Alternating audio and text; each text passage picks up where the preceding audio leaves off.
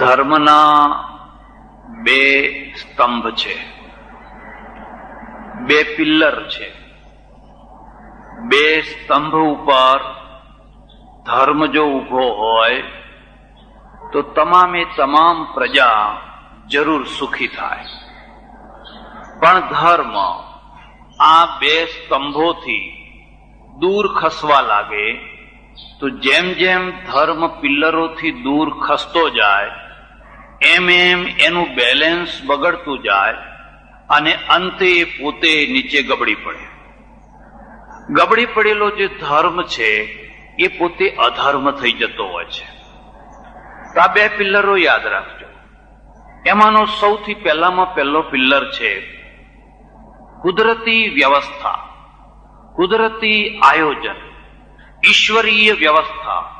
ઈશ્વરીય વ્યવસ્થાને એક પાટો બનાવીને બીજા પાટાનું નામ છે માનવતા. માનવને કેન્દ્રમાં રાખીને એકે એક એંગલથી માનવનું શામાં કલ્યાણ છે, માનવ શામાં સુખી થઈ શકે છે, એનું જો ધ્યાન રાખવામાં આવે તો હું માનું છું કે દુનિયાનો કોઈ પણ ધર્મ જરૂર પ્રજાનું કલ્યાણ કરનારો થઈ શકે. પણ જો તમે કુદરત વિમુખ થાઓ અને તમે માનવતા વિમુખ થાઓ, કુદરત વિમુખ થઈને તમે ગમે એટલા ઉપવાસ કરો, ગમે એટલા સ્નાન કરો, ગમે એટલા જપ કરો, ગમે એટલા તીર્થો કરો, ગમે એવા યજ્ઞો કરો, ગમે એવા હોમ હવન કરો કે બીજી બધી પાઠ પૂજાઓ ગમે એટલી ભણાવો, પણ પહેલો પ્રશ્ન છે તમે કુદરતને અનુકૂળ છો? પછી તમે જે નિયમો બનાવ્યા છે જીવન વ્યવસ્થાના, એ જીવન વ્યવસ્થાના નિયમોમાં માનવ જાત કોઈ જગ્યાએ કચરાય છે, કોઈ જગ્યાએ દબાય છે, કોઈ જગ્યાએ પીડિત થાય, અથવા તમારા નિયમો માનવ જાતને વધુમાં વધુ દબાવે છે, વધુમાં વધુ કચરે છે, વધુમાં વધુ માનવ જાતને પીડા આપે છે. અને આ બધું કરતા હોવ પછી તમારા મંદિરોમાં સોનાના શિખર હોય, 56 ગજની ધજા હોય, રોજ 56 ભોગ ધરાવાતા હોય, પણ એટલું યાદ રાખજો આ ધર્મ નથી, આ તો તૂટી પડેલું મળદું છે. અને તૂટી પડેલું જે મળદું છે એ માત્ર દુર્ગંધ મારવાનું છે. એથી પ્રજાનું કંઈ કલ્યાણ નથી થવાનું, પ્રજા એમાંથી કંઈ બેઠી નથી થવાની, પ્રજા તો એમાં વધારે ને વધારે કચરાવાની છે. માત્ર ભારતની જ વાત નહીં, આખી દુનિયાના તમામે તમામ ધર્મોને તમે આ બે સંદર્ભમાં જુઓ. પછી ઇસ્લામ હોય, ક્રિશ્ચિયાનિટી હોય, બૌદ્ધ હોય, જૈન હોય, હિન્દુ હોય કે બીજો કોઈ પણ ધર્મ હોય, તમે આ બે સંદર્ભમાં જુઓ. પહેલામાં પહેલું કુદરતી વ્યવસ્થા સાથે એનો કેટલો તાલમેલ છે અને માનવતાના પક્ષને એ કેટલો ઉજાગર કરે છે. જો આ બે પક્ષોને બે દૂરબીનથી તમે બરાબર જોઈ શકો તો હું માનું છું કે દુનિયામાં પછી કોઈનું નામ ક્રિશ્ચિયન રાખવાની જરૂર નથી, કોઈનું નામ હિન્દુ રાખવાની જરૂર નથી, કોઈનું નામ મુસલમાન રાખવાની જરૂર નથી. માત્ર ધર્મ છે અને ધર્મ કલ્યાણકારી છે જો આ બે પિલ્લરો ઉપર ઉભેલો હોય તો. હવે ભારતના સંદર્ભમાં આવી વાત કરીશ. ભારતનો સંદર્ભ છે અહીંયા જે આજે ધર્મ પડાય છે એ 100 વર્ષ પહેલા નતો પડાતો. 100 વર્ષ પહેલા જે પડાતો હતો એ 200-500 વર્ષ પહેલા નતો પડાતો. 200-500 વર્ષ પહેલા જે પડાતો હતો એ 1000 વર્ષ પહેલા નતો પડાતો, અને એ એના 2000 વર્ષ પહેલા એ નતો પડાતો. ધર્મ સતત પરિવર્તન થતો આવ્યો છે. બહુ લાંબી પ્રક્રિયા છે પણ હું એમાં તમને લઈ જવા નથી માંગતો. મારે તો તમને સંક્ષિપ્તમાં થોડીક વાતો કહેવાની છે. અને પહેલી વાતો શું છે કે આપણે ત્યાં નહીં, આખી દુનિયાની અંદર પહેલા નેચર ધર્મ હતો, જેમ પ્રાણીઓમાં છે, પશુઓમાં છે. તમે કૂતરા, બિલાડા, ગાય, ભેંસ વગેરે વગેરે વગેરે ને કદી ભાગવત વાંચતા સાંભળ્યું? કદી કોઈ ધર્મગ્રંથ વાંચતા સાંભળ્યો? એમને કદી ધર્મગ્રંથની જરૂર છે એવું તમને લાગે છે? કે આ ગાય જો ધર્મગ્રંથ નહીં વાંચે તો એનું જીવન બરબાદ થઈ જશે એવું તમને લાગે છે? કેમ? કારણ કે પહેલી એમની જે જીવન પદ્ધતિ છે એ કુદરતી છે, એ કુદરતી છે. મારે આશ્રમમાં એક મારા ઓળખીતા સંત આવ્યા, એક ખાસ સંપ્રદાયના. મારે આશ્રમમાં કોઈ સંપ્રદાય નથી, બધા જ સંપ્રદાયના લોકો આવે બેસે, સૌના માટે છે. દૂરથી એક ડોસી દવા લેવા આવતી હતી, 80 વર્ષની ડોસી હશે. એ દવા લેવા આવતી હતી એટલે એમણે આમ મોઢું ફેરવી દીધું. હું જાણતો હતો એમના સંપ્રદાયનો નિયમ. મેં એમને પૂછ્યું કે ડોસી દવા લેવા આવે છે અને તમને જો વાંધો ના હોય તો આવવા દો, અને તમને જો વાંધો હોય તો હું અટકાવી દઉં. મને કે ના, એને અટકાવી દો, અમે સ્ત્રીઓનું મોઢું નથી જોતા, એને અટકાવી દો. એટલે મેં એ બેનને કહ્યું, માજી જરા જ્યાં છો ત્યાં જ બેસો, હું થોડી વાર પછી તમને બોલાવું, પછી તમે આવજો. એ બિચારી ડોસી બેસી ગઈ. અમે બે હતા આશ્રમના હોલમાં બેઠેલા. મેં એમને ધીરે રહીને પૂછ્યું કે જો વકીલ વકીલ પાસે, ડોક્ટર ડોક્ટર પાસે, કડિયા કડિયા પાસે, સુથાર સુથાર પાસે હૃદય ખોલે, એમ આપણે બે એક ધંધાભાઈ છીએ. હું એ સાધુ છું અને તમે સાધુ છો. મારે તમને પ્રશ્ન પૂછવો છે, જો સાચો જવાબ આપવાની હિંમત હોય તો. મને કે પૂછો. મિત્ર છે. મેં કહ્યું આ ડોશી આવતી હતી, એને જોઈને તમે મોઢું ફેરવી દીધું. તમારા અંદરમાંથી સ્ત્રી પ્રત્યેની જે વાસના છે એ વાસના સમાપ્ત થઈ ગઈ છે ખરી? આ મોઢું ફેરવી દેવાથી ખરેખર તમારા હૃદયમાં શાંતિ થઈ જાય છે ખરી? મને કે કહું, સાચી વાત કહું? મેં કહું કહો. મને કે અંદર તો એના સિવાય બીજું કંઈ છે જ નહીં, અંદર તો એ જ ભર્યું છે, બીજું કંઈ છે જ નહીં. તો મેં કહું મોઢું કેમ ફેરવો છો? આ તો અમારો સંપ્રદાય, અમારા ભક્તોને રાજી રાખવા માટે. અમારા ભક્તો અમારું બહુ ગૌરવ લે. અમારા સંત તો એટલા ઊંચા છે કે કોઈ સ્ત્રીનું મોઢું નથી જોતા, એટલે આ તો લોકોને રાજી રાખવા માટે આવું કરીએ છીએ, બાકી અંદર તો એ સિવાય બીજું કંઈ જ નથી. નકાર એ બહુ મોટો હકાર છે. હકારમાંથી જે હકાર આવે છે ને એ ઉપાધિ દેનારો નથી આવતો, પણ નકારમાંથી જે હકાર આવે છે ને એ બહુ ઉપાધિ દેનારો આવે છે. મેં એમને કહ્યું, જો અમારા આશ્રમમાં 8-10 કૂતરા રહે છે. તમે જુઓ, સુતેલા જોઈ શકો છો હોલમાં, પણ તે એમના ચહેરા ઉપર જુઓ કોઈ જગ્યાએ વિકાર છે? આ કૂતરો કૂતરી બચ્ચા ફલાણું ફલાણું, તમે એના ચહેરા ઉપર જુઓ, તમને કોઈ જગ્યાએ વિકાર દેખાય છે? પાસે પાસે બેઠા છે, અડીને બેઠા છે. એમને વિકાર માત્ર એમનો પીરિયડ આવે 10-15 દિવસનો ત્યારે થાય છે, એ સિવાય બાકી એમને શાંતિ છે. એટલે એમને ગીતા વાંચવાની જરૂર નથી, એટલે એમને ભાગવત સાંભળવાની જરૂર નથી, કારણ કે કુદરતી માર્ગે જીવે છે, એ નેચરના માર્ગે જીવે છે. એને કોઈ યોગ સાધવાની જરૂર નથી, નાક પકડવાની જરૂર નથી, જીભ કાપવાની જરૂર નથી. એ રસ્તો નથી ભૂલ્યા, રસ્તો તો આપણે ભૂલ્યા છે. અને રસ્તો ભૂલ્યા પછી એ ભૂલને સુધારવાની જગ્યાએ એ ભૂલને આદર્શ કરીને આપણે એને સાચું સાબિત કરવાનો પ્રયત્ન કરીએ છીએ, અને એમાં પેટ જોડીને ઊભી કરેલી આ વેદના છે. મેં કીધું, હવે આ જે પશુઓ છે ને એમને જો દુઃખી કરવા હોય તો એનો હું રસ્તો બતાવું છું. બધી કૂતરીઓને એક તરફ કરી દો, બધા કૂતરાઓને એક તરફ કરી દો, ભસી ભસીને મરી જશે, ભસી ભસીને મરી જવાના. જો એ પાસે પાસે રહેશે તો એમને જેટલી શાંતિ છે, પછી તો એ રઘવાયા થવાના છે. એટલે હું તમને કહું છું, ધર્મનો પહેલો પાટો એ નેચર છે, કુદરત છે. તમે જ્યારે પણ કોઈ વ્યવસ્થા કરો ત્યારે એ વ્યવસ્થાના મૂળમાં જુઓ, નેચર તમારા સાથે છે, કુદરત તમારા સાથે છે. તમને નવાઈ લાગશે, હું 12 મહિનામાં એકે ઉપવાસ નથી કરતો, જન્માષ્ટમીનોય નહીં અને શિવરાત્રીનોય નહીં. હા, જરૂર લાગે કે પેટ ખરાબ થયું છે તો ઉપવાસ કરો, એ સાચો ઉપવાસ, જેને પાણી સિવાય બીજું કંઈ નહીં લેવાનું, એવો ઉપવાસ. જરૂર જ નથી. મારે ત્યાં આશ્રમમાં ઘણા ઉપવાસ કરે છે, રાજગરાનો શીરો બનાવે, મોરૈયાનું ભાત બનાવે, કઢી બનાવે, ફલાણું બનાવે. એમ થાય કે ઉપવાસ કરવા જેવો છે. એ બધું જોઈને આપણને એમ લાગે કે ખરેખર ઉપવાસ કરવા જેવો છે. બધું બનાવે. હું દાળ ને રોટલી ખાઉં.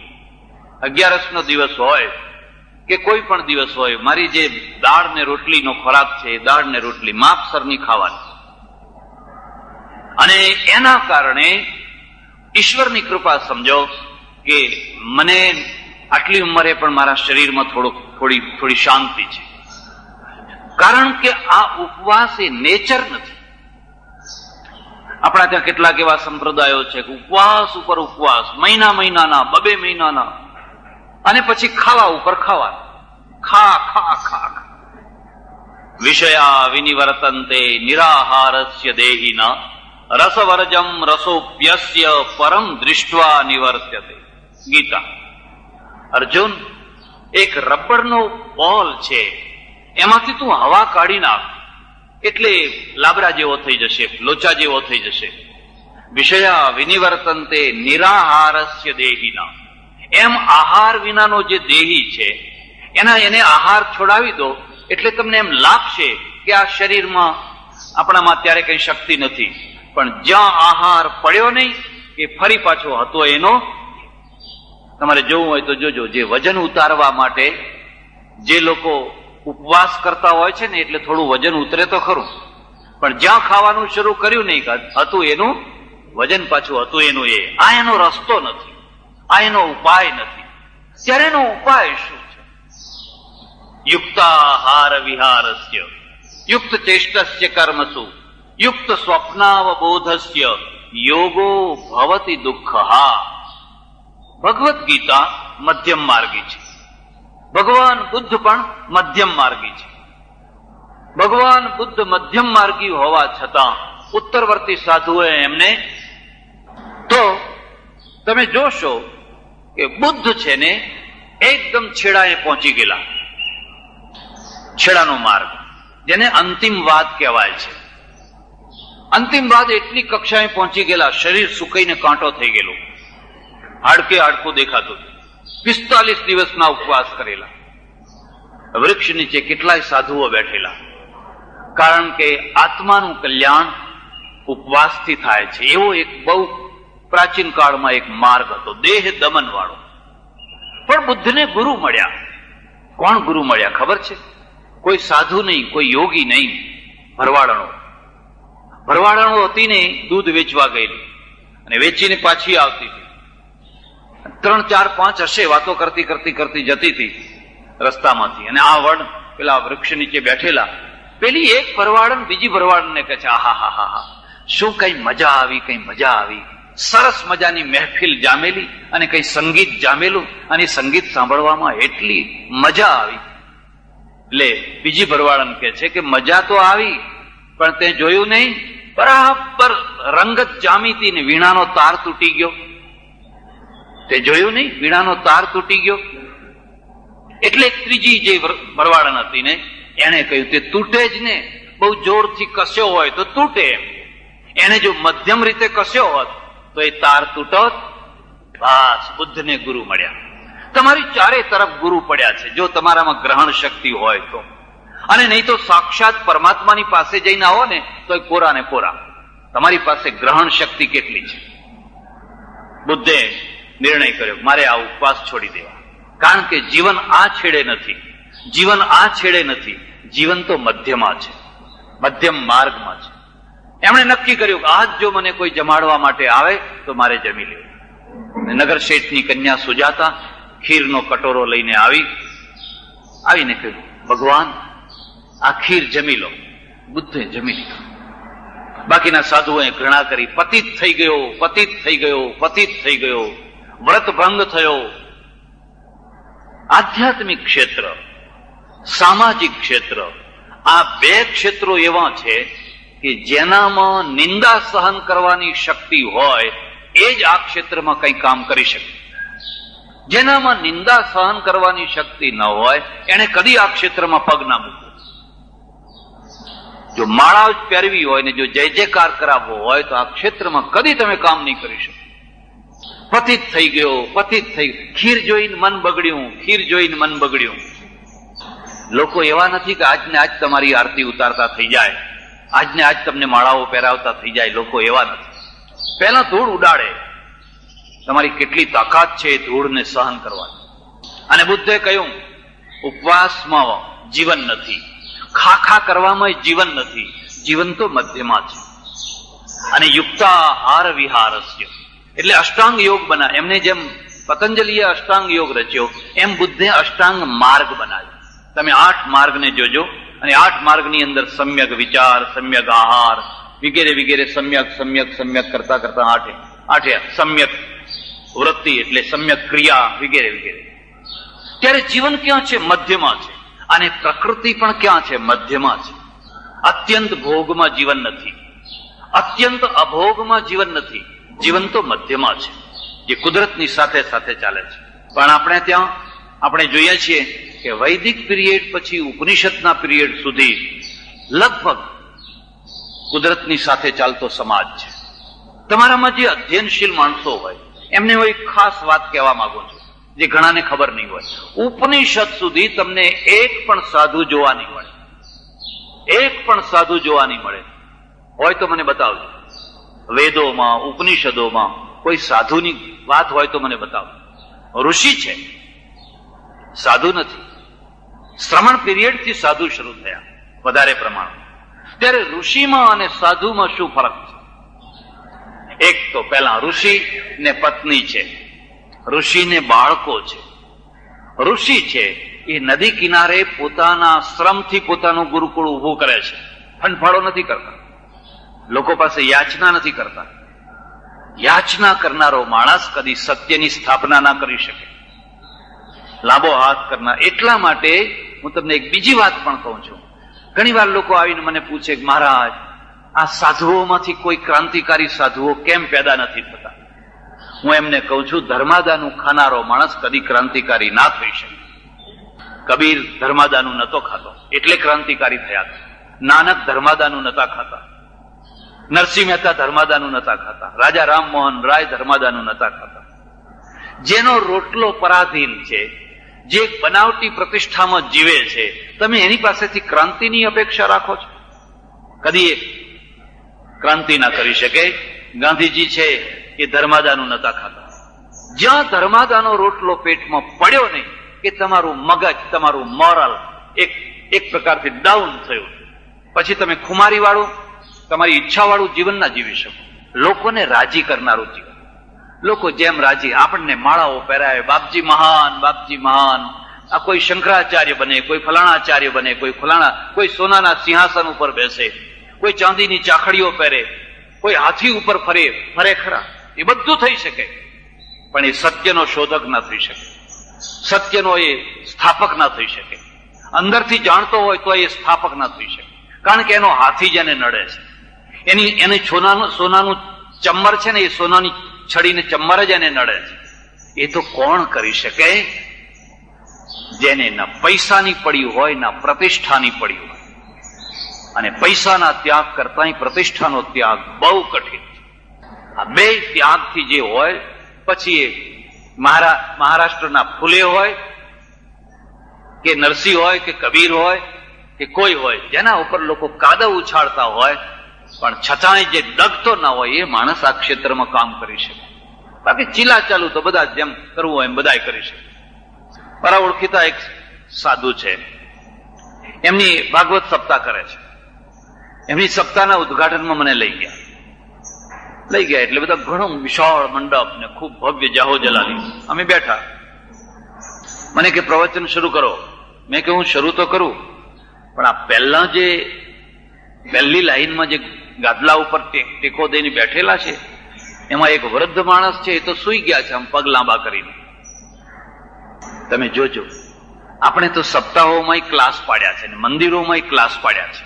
First class, second class, third class, lower class, એવું મંદિરોમાં.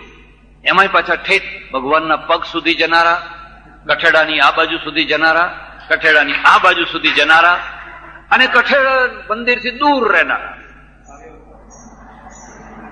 ઈશ્વરના દરબારમાં જે ક્લાસ પાડે ને, એનો પોતાનો જ ક્લાસ સમાપ્ત થઈ જાય, અને એના કારણે હિન્દુ પ્રજા ક્લાસ વિનાની થઈ.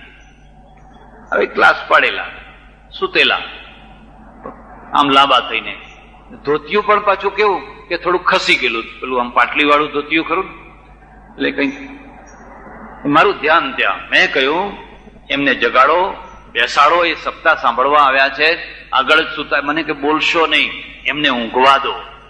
કેમ? મને કે એ તો આપણી દૂધણી ભેંસો છે, એ તો દૂધણી ભેંસો છે, એમને જગાડવાની નથી. એ દૂધણી ભેંસો એટલે? મને કે જો આ 7 દિવસની જે સપ્તાહ છે એમાં જેટલા માણસો જમશે એ બધાના માટે પૂરેપૂરા ચોખા એમના તરફથી આવ્યા છે, બધા ચોખા એમના, એટલે એમને ઊંઘવા દો. એ સાંભળે તોય વાહ વાહ, ન સાંભળે તોય વાહ વાહ, એ બેસે તોય વાહ વાહ, એ જે કરે તે વાહ વાહ. આ તો દૂધણી ભેંસો છે.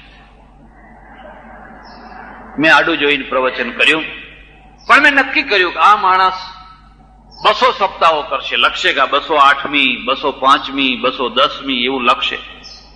એ સપ્તાહો કરશે, સત્યની સ્થાપના નહીં કરી શકે. એની પાસે હજારોના ટોળા ભેગા કરશે, એના ફોટા ઘર ઘરમાં મુકાશે, એ જય જયકાર થશે, પણ એ સત્યની સ્થાપના નહીં કરી શકે. કેમ નહીં કરી શકે? એ તો દૂધણી ભેંસો આગળ વેચાઈ ગયેલો માણસ છે. એ સત્ય એટલે અમારે ત્યાં ઉપનિષદમાં લખ્યું છે, હિરણમયેન પાત્રેણ સત્યસ્યા પિહિતમ મુખમ તત્વમ પૂષણ નપાવૃણુ સત્ય ધર્માય દૃષ્ટએ. હું સત્યને શોધવા નીકળ્યો છું. હે સૂર્ય, તારા ઉપર જે હિરણ્ય એટલે સોનાનું પાત્ર છે એના દ્વારા તું ઢંકાઈ ગયો છે. એ સોનાના પાત્રને દૂર કરો. એટલે મારે જે તમને કહેવું છે આ છે કે ઋષિ છે ને એ ફંડફાળો નથી કરતો. કોઈ રાજા પાસે, કોઈ શેઠ પાસે જઈને લાંબો હાથ, અને લાંબો હાથ નથી કરતો એટલે ખુમારીથી જીવે છે. લાકડા લાવે છે, વિદ્યાર્થીઓને ભેગા કરે છે, પોતાના ઝોંપડા ઉભા કરે છે, લીપે છે, ગાયો રાખે છે, ખેતી કરે છે, બધું પોતાની મેળે પોતાનું અનાજ પેદા કરે છે અને પૂરેપૂરો સ્વાવલંબી છે. વિદ્યાર્થીઓને ભણાવે છે. એ નિષ્ક્રિય જીવન નથી, એ નકામું જીવન નથી. વિદ્યાર્થીઓને ભણાવે, કૃષ્ણને ભણાવે છે, સુદામાને ભણાવે છે, એક સાથે રાખીને ભણાવે છે. એટલું જ નહીં, ઋષિ છે ને એ તો બધા જ્ઞાનમાં નિપુણ છે. એ આયુર્વેદ જાણે છે, એ ધનુર્વેદ જાણે છે, એ અર્થવેદ જાણે છે, એટલે અર્થશાસ્ત્ર જાણે છે, એ અધ્યાત્મ વિદ્યા જાણે છે, ભૌતિક વિદ્યા જાણે છે. એટલું જ નહીં, પણ એ કામશાસ્ત્રનો પણ જ્ઞાતા છે. કામશાસ્ત્રના મોટામાં મોટા આચાર્ય ઋષિ છે એ વાત્સ્યાયન છે. આજે પણ 2500 વર્ષ પછી પણ એનું પુસ્તક એટલું જ પ્રચલિત છે, એટલું જ પ્રસિદ્ધ છે. એટલે ઋષિ છે ને ઓલરાઉન્ડર છે. સમાજને નવામાં નવું જ્ઞાન આપવા માટે જેની પાસે ચિંતન શક્તિ છે અને જેને કોઈ વ્યક્તિગત સ્પૃહા નથી, કોઈ અપેક્ષા નથી. બસ છોકરો જયારે ભણીને તૈયાર થાય, 24 વર્ષની ઉંમરનો થાય, કોઈને સાધુ નથી બનાવતા. જા ઘેર જા, અને કહે છે પ્રજાતંતુમાં વ્યવચ્છેદથી, ઘેર જઈને પ્રજાના તાંતણાને તોડીશ નહીં. જે પ્રજાનો તંતુ ચાલ્યો આવે છે એ પ્રજાના તંતુને તું તો પ્રજાતંતુમાં વ્યવચ્છેદથી ભૂત્યૈ ન પ્રમદિતવ્યમ. 2 પૈસા કમાવામાં પ્રમાદ ના કરીશ. 2 પૈસા કમાજે, કારણ કે પૈસો એ કરોડરજ્જુ છે. તમે જોશો તો વૈદિક અને ઉપનિષદ પીરિયડ સુધી જે ઋષિ પીરિયડ છે, જેમાં માસ્ટર બીબુ ઋષિ છે, એ આખા સમાજને તૈયાર કરે છે. તો એમાં જીવનની સમગ્રતા છે. જીવન ખંડ નથી, એક સમગ્રતા છે, એક પૂર્ણતા છે. ધર્મ, અર્થ, કામ અને મોક્ષ, આ 4 પુરુષાર્થોની માન્યતા છે. પછી સાધુ પીરિયડ આવ્યો, એને હું શ્રવણ પીરિયડ કહું છું. સાધુ પીરિયડ આવ્યો, અને સાધુ પીરિયડમાં માસ્ટર બીબુ સાધુ થઈ ગયો, ઋષિ નહીં. હવે સાધુ ગુરુકુળ નથી બનાવતો, સાધુને પત્ની નથી, સાધુને બાળકો નથી, સાધુ ખેતી નથી કરતો, સાધુ ગાયો નથી રાખતો, સાધુ વિદ્યાર્થીઓને ભણાવતો નથી, સાધુ તમામે તમામ વિદ્યાઓ ઉપર અધિકાર નથી રાખતો. એ માત્ર મોક્ષની વાતો કરે છે, માત્ર મોક્ષ. એ લોકોને માત્ર મોક્ષની વાતો સંભળાવે છે, અને મોક્ષની વાતો સંભળાવે છે. મોક્ષ છે એ જ મહત્વની વસ્તુ છે એ બતાવવા માટે સંસાર ઉપર નફરત પેદા કરે છે, સંસાર ઉપર ઘૃણા પેદા કરે છે. આ સાધુ પીરિયડ તમે જોજો.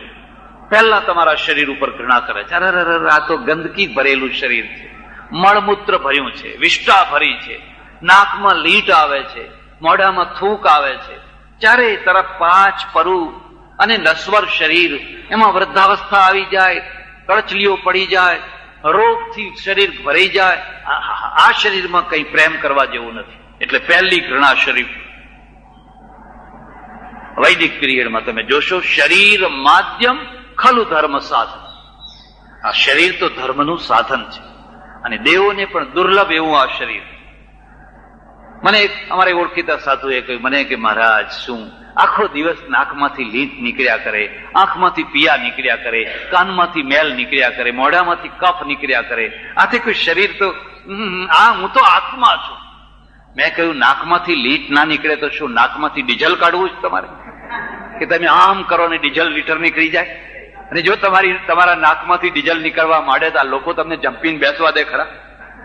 જેટલી મોટરો વાળા એ બધા તમારું નાક પકડીને, અરે જે લીટ નીકળે છે એ જ મંગળ છે. જે આંખમાંથી જે નીકળે છે, જે કાનમાંથી, જે મોઢામાંથી, તમે કોઈ ડોક્ટરને જઈને પૂછી આવજો કે આ લીટ નીકળવાનું બંધ થઈ જાય ને તમારું નાક સુકાઈ જાય તો તમારી દશા શું થાય? આ તો ગ્રીસિંગ છે, એક વ્યવસ્થા છે, આખા શરીરની એક ડિઝાઇન છે. મને કે હા દૂધપાક, કેસરનો મગમગતો દૂધપાક ખાય અને 4 કલાકમાં તો એ દુર્ગંધ મારતી વિષ્ટા થઈ જાય. તમારી ઈચ્છા એવી જ છે કે કાયમ મગમગતો ફ્રીજની માફક તમારા પેટમાં પડ્યો રહે? તમારી એવી ઈચ્છા છે? અને જેના પેટમાં એમને પડ્યો રહે છે એને જઈને પૂછો તારી દશા શું? એ તો બિચારો ડોક્ટરને કે સાહેબ એક રોટલી પચે એવું કંઈક આપો ને, પેટમાં એમને એમ પડ્યું રહે છે. અરે એ રૂપાંતર થાય એ જ મંગળ છે, એ જ કલ્યાણ છે. તમે મગમગતો દૂધપાક એમને એમ પડ્યો રાખવા માંગો તો જીવનમાં દુઃખ સિવાય બીજું કંઈ બાકી નહીં રહે. આ નકારાત્મક જીવન છે, પેલું સકારાત્મક છે. અહીંયા નકારાત્મક જીવન આવ્યું અને નકારાત્મકતા ક્યાં પહોંચી? જોયું, ઓહો, સુખના 2 કેન્દ્રો છે. મૂળ કેન્દ્રમાં પુરુષ છે એટલે એક સ્ત્રી અને બીજો પૈસો. આ સ્ત્રી તો માયાની ઝાડ છે, આ તો મોહનું કેન્દ્ર છે, આ તો ચુડેલ છે, વાસનાનું કેન્દ્ર છે. એનાથી દૂર ભાગો, એનું મોઢું ના જુઓ, એના હાથની રસોઈ ના જમો, એનો પડછાયો ના લો. આ નકારાત્મક છે. તમે કોઈ વાર શાંતિથી વિચાર કરજો, ઋષિ પીરિયડમાં અને સાધુ પીરિયડમાં મહત્વનો ભેદ છે. એટલે લોકો સ્ત્રીથી દૂર ભાગ્યા. પછી કહ્યું પૈસો પૈસો પૈસો કઈ ભેગો આવવાનો છે, પૈસા માટે લોકો પાપ. અને સિકંદર મરી ગયો, એક અધેલો એના ભેગો ના ગયો.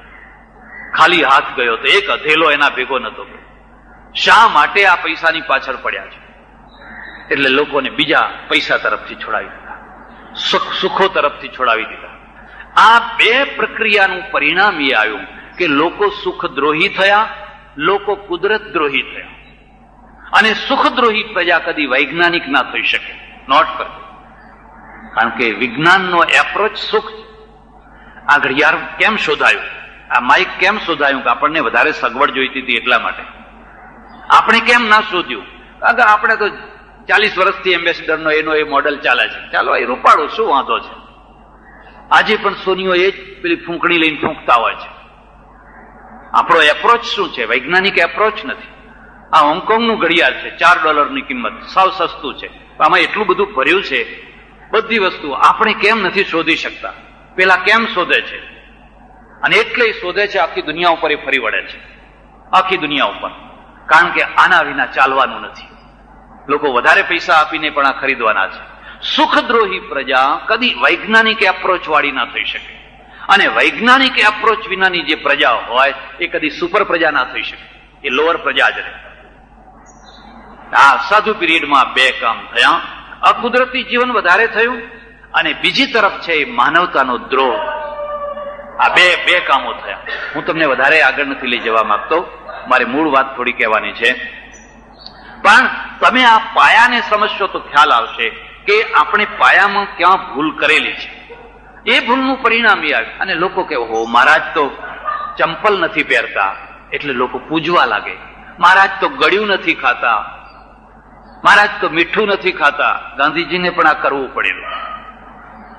ગાંધીજીએ જો શૂટ પહેર્યા હોત, જેવા એ લંડનમાં પહેરતા હતા, આફ્રિકામાં પહેરતા હતા, અહીંયા આવીને જો એમણે એ જ શૂટ પહેર્યા હોત તો એ નેતા તો થઈ શકત, પણ બાપુ ના થઈ શકો. આટલી પોતળી પહેરી આવું આમ બધું કર્યું એટલે લોકો તો ગાંડા ગાંડા થઈ ગયા. હો આ તો મહાત્મા છે. મોતીલાલ નહેરુ ખરા, જવાહરલાલ નહેરુ ખરા, પણ પ્રજા શું માગે છે? મારા કેટલાય ઓળખીતા સાધુઓ છે જે નાની ઝૂંપડીમાં રહે છે દિવસે, અને રાત્રે મહેલમાં જઈને સુઈ જાય. દિવસે કોઈનું નામ આપવા નથી માંગતો. મેં કહ્યું કેમ આ ઝૂંપડીમાં તપોર પતરા છે ને આ ઝૂંપડીમાં તપો છો કેમ? એના કરતા પેલું આરસીસી નું મકાન છે એમાં જઈને બેસો ને. મને કે तुम नहीं समझते हो, तुमको पता नहीं है, मेरी पूजा नहीं होती है, मेरी झोपड़ी की पूजा होती है. લોકો આવીને કે આ તાણે બાપ કેટલું તપ કરે છે, આવા તાપમાં ક્યાં બેઠા છે, કઈ ભગવાન રસ્તામાં પડ્યો છે? પછી સાંજ પડે બધા દર્શનાર્થીઓ જતા રહે, એ જ મહાત્મા પેલા આરસીસી ના બંગલાની અંદર લોબીમાં આવીને બેસે ને પછી સુઈ જાય. દિવસ આવે એટલે પાછા. ભારતમાં ઢોંગ કેમ ચાલે છે? કારણ કે આપણે સુખ દ્રોહી થયા છીએ. સુખ સહન નથી કરી શકતા, સુખ જોઈ નથી શકતા. લોકો કે આ તો મહારાજ તો બકરીનું દૂધ પીવે છે. અરે બકરીને પોષવા માટે કેટલું રાખવું પડે છે તમને ખબર છે? એ બકરીનું દૂધ ગાયના દૂધ કરતા સસ્તું પડે છે, મોંઘું પડે છે, એનો વિચાર કર્યો? એ ભેંસના દૂધ કરતા સસ્તું પડે છે, મોંઘું પડે છે, એનો વિચાર કર્યો? પણ લોકોને આવું કઈ ને કઈ કરવું પડે છે. એટલે ભારતમાં કોણ પૂજાય છે?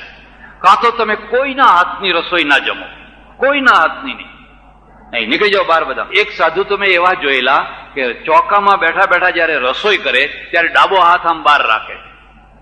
મેં કહ્યું તમારે આ ડાબો હાથ આમ એક લાકડું રાખે, એના ઉપર આમ હાથ મૂકી રાખે, એક જ હાથે બધું કરે. મેં કહ્યું કેમ આ ડાબો હાથ ક્યાં?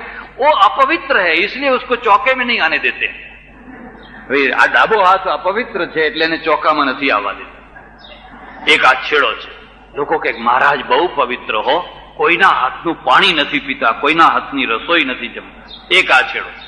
અથવા પછી બીજો છેડો છે કે તમે કૂતરાના ભેગું ખાવા માંડો, કૂતરાની ચાટમાં જઈને. મહારાજ તો અવધૂત કક્ષાએ પહોંચી ગયા છે, હવે એમને ભેદ રહ્યો જ નથી. કૂતરાની ચાટમાં જઈને ખાવા માંડો. આપણે સહજ જીવન સ્વીકારી નથી શકતા. પણ હું તમારી સાથે બેસું, તમારી સાથે જમું, તમારા જેવું જમું. લોકો કહે આ તો આપણા જેવા જ છે, આપણામાં એમાં ફરક શું? એટલે આવા ફરક તો કંઈક કરવો જ પડે ને. તમે જ ફરક માંગતા હોય તો. અરે એને એ રીતે કોઈ સાધુ ના થાય. શું જમશો મહારાજ? ભાઈ તમે જમતા હોય એ તો કે આ તો આપણા જેવા જ છે, આપણામાં એમાં ફરક શું?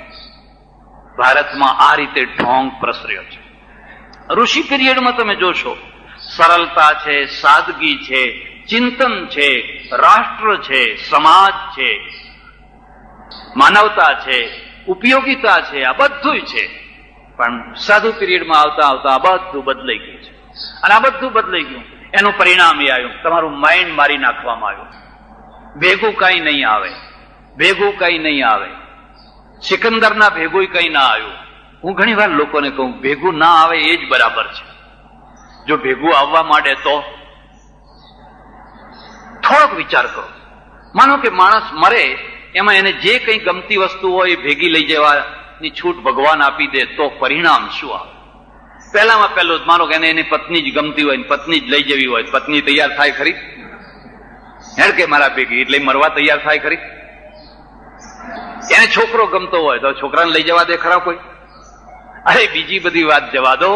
જો ભગવાન એવી છૂટ આપે કે ભાઈ મરતી વખતે તમે તમારી થોડી ઘણી વસ્તુઓ લઈ જઈ શકશો. હવે 20 દિવસ પહેલા જ તમારા ઘરમાં રંગીન ટીવી આવ્યું છે અને આ 280 વર્ષનો મરવા પડ્યો છે, એની ઈચ્છા છે કે આ ટીવી મારે લઈ જવું છે. એટલે છોકરો છે ને એ ઓફિસે જતા પહેલા એની વહુને કહે છે કે જો જરા ધ્યાન રાખજે, આપણા બાપા છે ને 2 દિવસ કાઢે એવા લાગતા નથી, એટલે જરા નજર રાખજે, જતી વખતે કઈ લઈ ના જાય પાછું. અને પેલો ઓફિસમાં હોય ને આ ડોસો મરે અને પેલું ટીવી માથે મૂકીને ચાલવા માંડે તો પેલી વહુ લઈ જવા દે ખરી? મૂકો મૂકો, અમે શું જોશું? એમ મોત બગાડે. આ તો કુદરતી વ્યવસ્થા છે કે માણસ કશું નથી લઈ જઈ શકતો, એ જ સારું છે. એટલે તમારું મોત સુધરે છે ને તમારા મરદાની સારી વ્યવસ્થા થાય છે. બાકી જો બધું જ લઈ જવા દે તો શું દશા થઈને શું ઉભી રહે?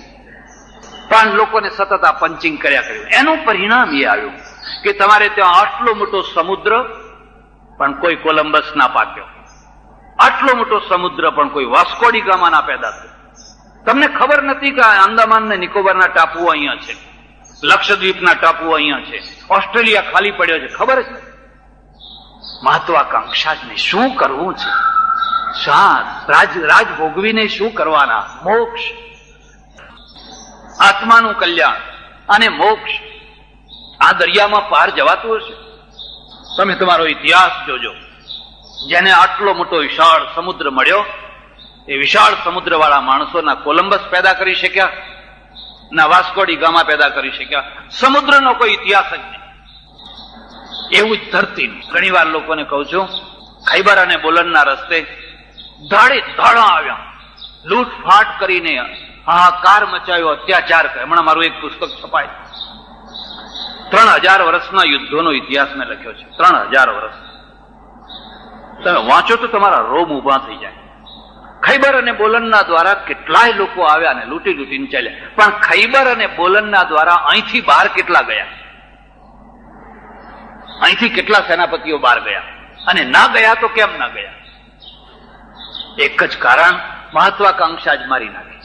કોઈ જીવનની મહત્વાકાંક્ષા, આકાશમાં ઉડવાની નહીં, એવરેસ્ટનું શિખર સર કરવાની નહીં. એવરેસ્ટનું શિખર કોણે સર કર્યું? એડમંડ હિલેરીએ. 65 માણસો યુરોપના મરાયા, 65 માણસો. આ 66મો માણસ પછી સફળ થઈ શક્યો. આપણને કદી પણ એમ ના થાય ચાલો એવરેસ્ટના શિખર ઉપર ચડી, શું દાટ્યું છે ત્યાં? આપે કઈ દાટ્યું છે? બહુ બહુ ઈચ્છા થાય તો એવું થાય ત્યાં કઈ દુકાન ચાલે એવી છે, કેમ તળેટીમાં દુકાન કરીએ. પ્રજા આ રીતે મરી જતી હોય છે. અને આ પ્રજાને મારવાનું મૂળ ક્યાં છે?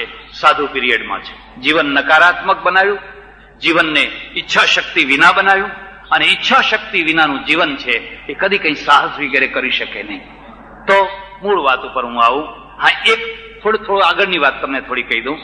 એના પછીનો જે સંત પીરિયડ છે ને, સંત પીરિયડે ભારતને ઘણું આપ્યું.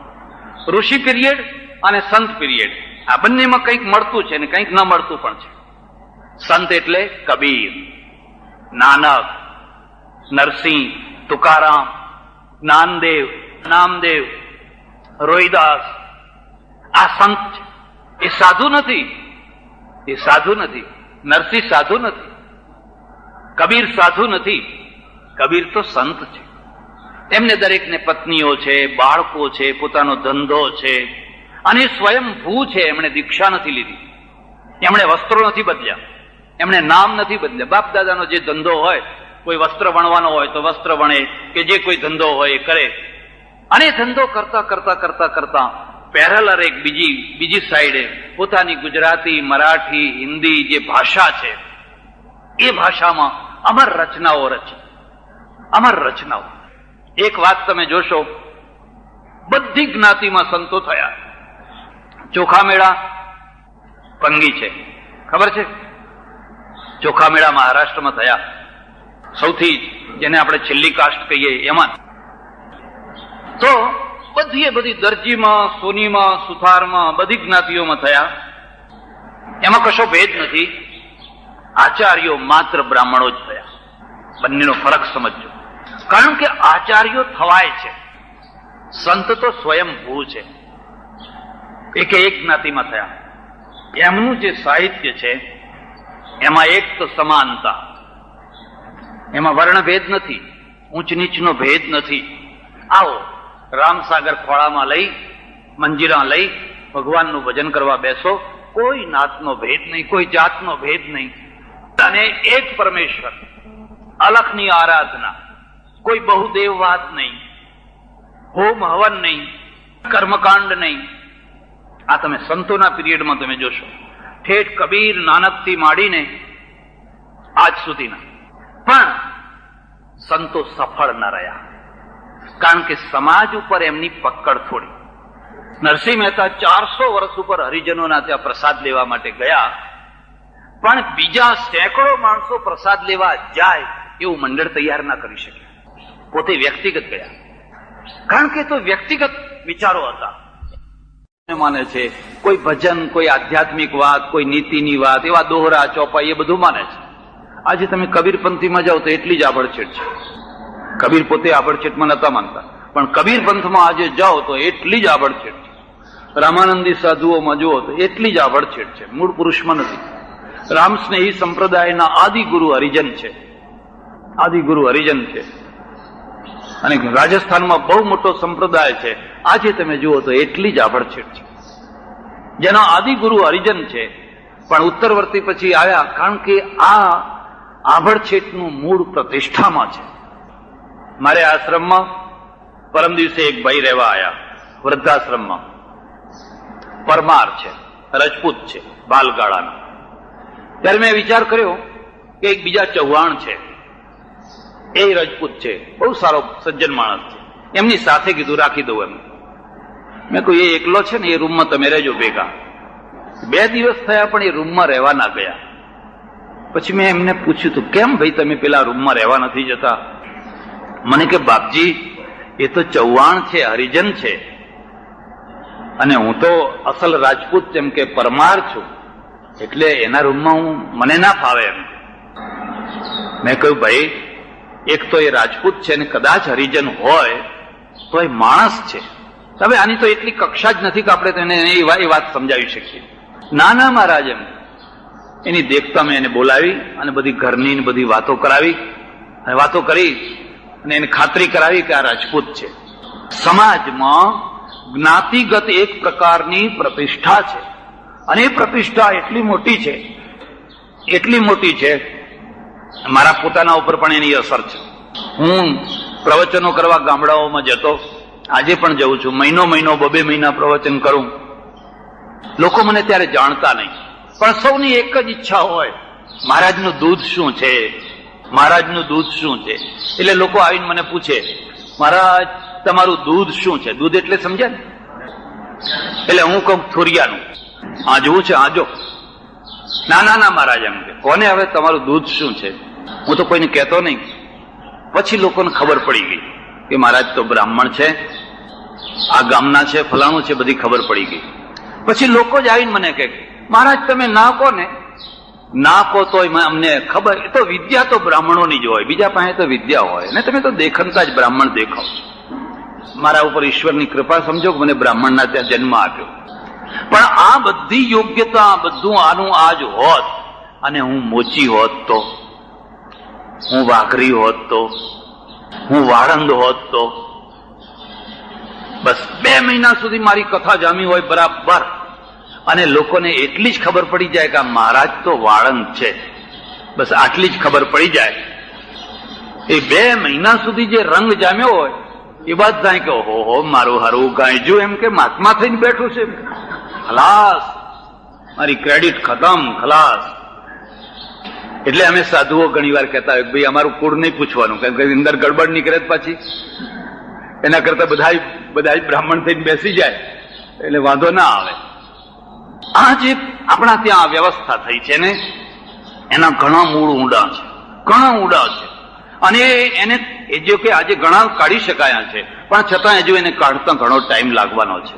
પણ મૂળ મુદ્દાની વાત હું તમને કરું છું કે આ બધા સંતો જે થયા એ સમાજને સુધારી ન શક્યા, સમાજને અધ્યાત્મ આપી શક્યા, સમાજને ભક્તિ આપી શક્યા, સમાજને એકતારો આપી શક્યા, સમાજને મંજીરા આપી શક્યા, રથ કાઢતા કરી શક્યા, જાત્રા કાઢતા કરી શક્યા, પણ સમાજને એક ભાણે બેસીને જમાડતા કે એક સાથે રહેતા કોઈ ના કરી શકે.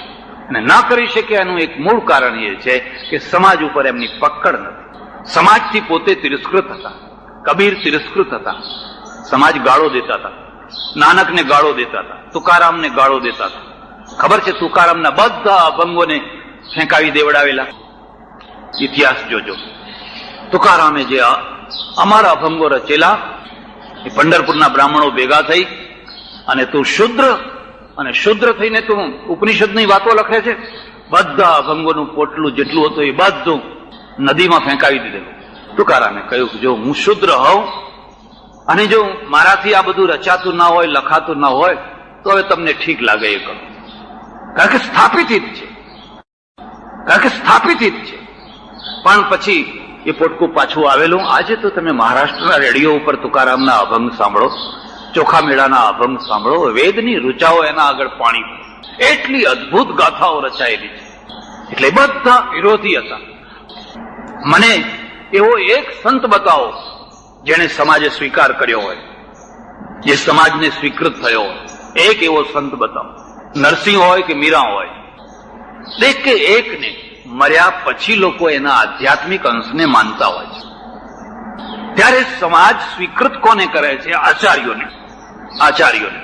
અને આચાર્યોની પકડ ઉપરની પ્રજા ઉપર. રાજા, નગરશેઠ, ઓફિસરો, ઉપરની જે પ્રજા કહેવાય, બસ એનું નામ સમાજ છે. એ કરે એ બધું થાય આજ સુધી. અને હમણાં પણ ગામડામાં તમે જઈને જુઓ તો ગામમાં કોઈને ભવાઈ કરવી હોય તો કોઈ હરિજનને પૂછવા ના જાય કે અમે ભવાઈ કરીએ કે ના કરીએ. કોઈ વાળંદને પૂછવા ના જાય, કોઈ કડિયાને પૂછવા ના જાય. કે ગામમાં જો ભવાઈ કરવી હોય ને મંજૂરી લેવી હોય તો મુખીને જ પૂછવાનું હોય, પાટીદાર કે બ્રાહ્મણ કે જે કોઈ વાણિયા આગેવાન હોય એને જ પૂછવાનું. એ કરે એ જ થાય. બાકીની પ્રજા તો પાછળ ખેંચાનારી ચાલુ પ્રજા છે. એટલે આ બે પિલ્લરો યાદ રાખજો. એક કુદરતી, બીજો માનવતાનો. માનવતાથી ધર્મ વિમુખ કેમ થયો એના પણ કારણો છે. હંમેશા ઐતિહાસિક રીતે તમે જોશો તો પ્રજા બે રીતની છે, વિજયી પ્રજા અને વિજિત પ્રજા. વિજયી પ્રજા અને પરાજિત પ્રજા. આખી દુનિયામાં નિયમ છે. વિજયી પ્રજા પોતાને સુપરમેન માની લેતી હોય છે, પોતાની સુપર કક્ષા સ્થાપિત કરતી હોય છે, અને પરાજિત પ્રજાને લગભગ દાસ કક્ષાએ મૂકી દેતી હોય છે. ઇંગ્લેન્ડમાં, અમેરિકામાં, અરબસ્તાનમાં, અહીંયા બધે તમે જુઓ મુસ્લિમોનું રાજ્ય હતું. બધા સુબાઓ મુસલમાન, ઓફિસરો મુસલમાન, બધા જ મુસ્લિમો. હા, જ્યાં મુસ્લિમો ના મળે ત્યાં સામાન્ય જગ્યાએ પછી હિન્દુઓને રાખે. અંગ્રેજોનું રાજ્ય આવ્યું, અંગ્રેજોમાં બધા ગવર્નર જનરલ, કલેક્ટર, પછી ધીરે ધીરે સમય બદલાયો એમ થોડી જગ્યાઓ આપવા માંડ્યા. પહેલા કી પોઈન્ટ બધા એમના માણસો. મરાઠાઓનું રાજ્ય આવ્યું ગુજરાતમાં. તમે ઇતિહાસ જોજો, સુબો મોટા ભાગે મહારાષ્ટ્રીયન જ હોય, ઓફિસરો મહારાષ્ટ્રીયન જ હોય. કારણ કે વિજયી પ્રજા છે એ હંમેશા પોતાના વિજયને વ્યક્તિગત ન સમજતા પ્રજાકી સમજે છે. અને પ્રજાકી સમજે છે એટલે પોતાના મહારાષ્ટ્રીયનોને કેમ ગોઠવવા, પોતાના ફલાણાને કેમ ગોઠવવા, પોતાના ફલાણાને કેમ ગોઠવવા. આ એક વલણ પ્રાચીન કાળનું છે. આજે પણ તમે જોશો તો જે ઓફિસર જ્યાં બેઠો હોય એ ઓફિસર ત્યાં બને એટલા પોતાના જ્ઞાતિના માણસોને ભરવાનો પ્રયત્ન કરશે. કરે છે કે નથી કરતા? અનાવિલ દેસાઈ હોય તો દેસાઈને ભરે, પટેલ હોય તો પટેલને ભરે, બ્રાહ્મણ હોય તો બ્રાહ્મણને ભરે, અને હરિજન હોય તો હરિજનને ભરે. આ તમે કઈ એમાંથી બકાત નથી. આ સ્વાભાવિક માણસનું આ વલણ છે. તે બને ત્યાં સુધી પોતાના માણસો વધારે કેમ ભરવા. વિજયી પ્રજા અને પરાજિત પ્રજા, આ બેના ભેદ રહ્યા છે. ભારતમાં પણ આ ભેદ રહ્યા, પણ દુનિયામાં અને ભારતમાં એક મુદ્દાનો ભેદ રહ્યો છે. દુનિયામાં આ ભેદ બહુ તો રાજકીય કક્ષાએ અથવા થોડીક સામાજિક કક્ષાએ રહ્યા છે. રાજકીય કક્ષાએ એટલે શું? આફ્રિકામાંથી નિગ્રોને પકડીને લઈ ગયા અમેરિકા અને એમની પાસે કામ કરાયું. કેટલીક વાર આપણે સાચો ઇતિહાસ નથી જાણતા હોતા. સાચો ઇતિહાસ એ છે કે એક રૂટ્સ કરીને ફિલ્મ છે, જોઈ છે કોઈ? હું અમેરિકા ગયો ત્યારે મને લોકોએ કહ્યું મને કે મહારાજ, આખા અમેરિકામાં તહલકો મચાવનાર કોઈ ફિલ્મ હોય તો રૂટ્સ છે, તમારે જોઈ હોય કેસેટ લાવીને બતાવીએ. મેં કહું બતાવો શું છે એમાં.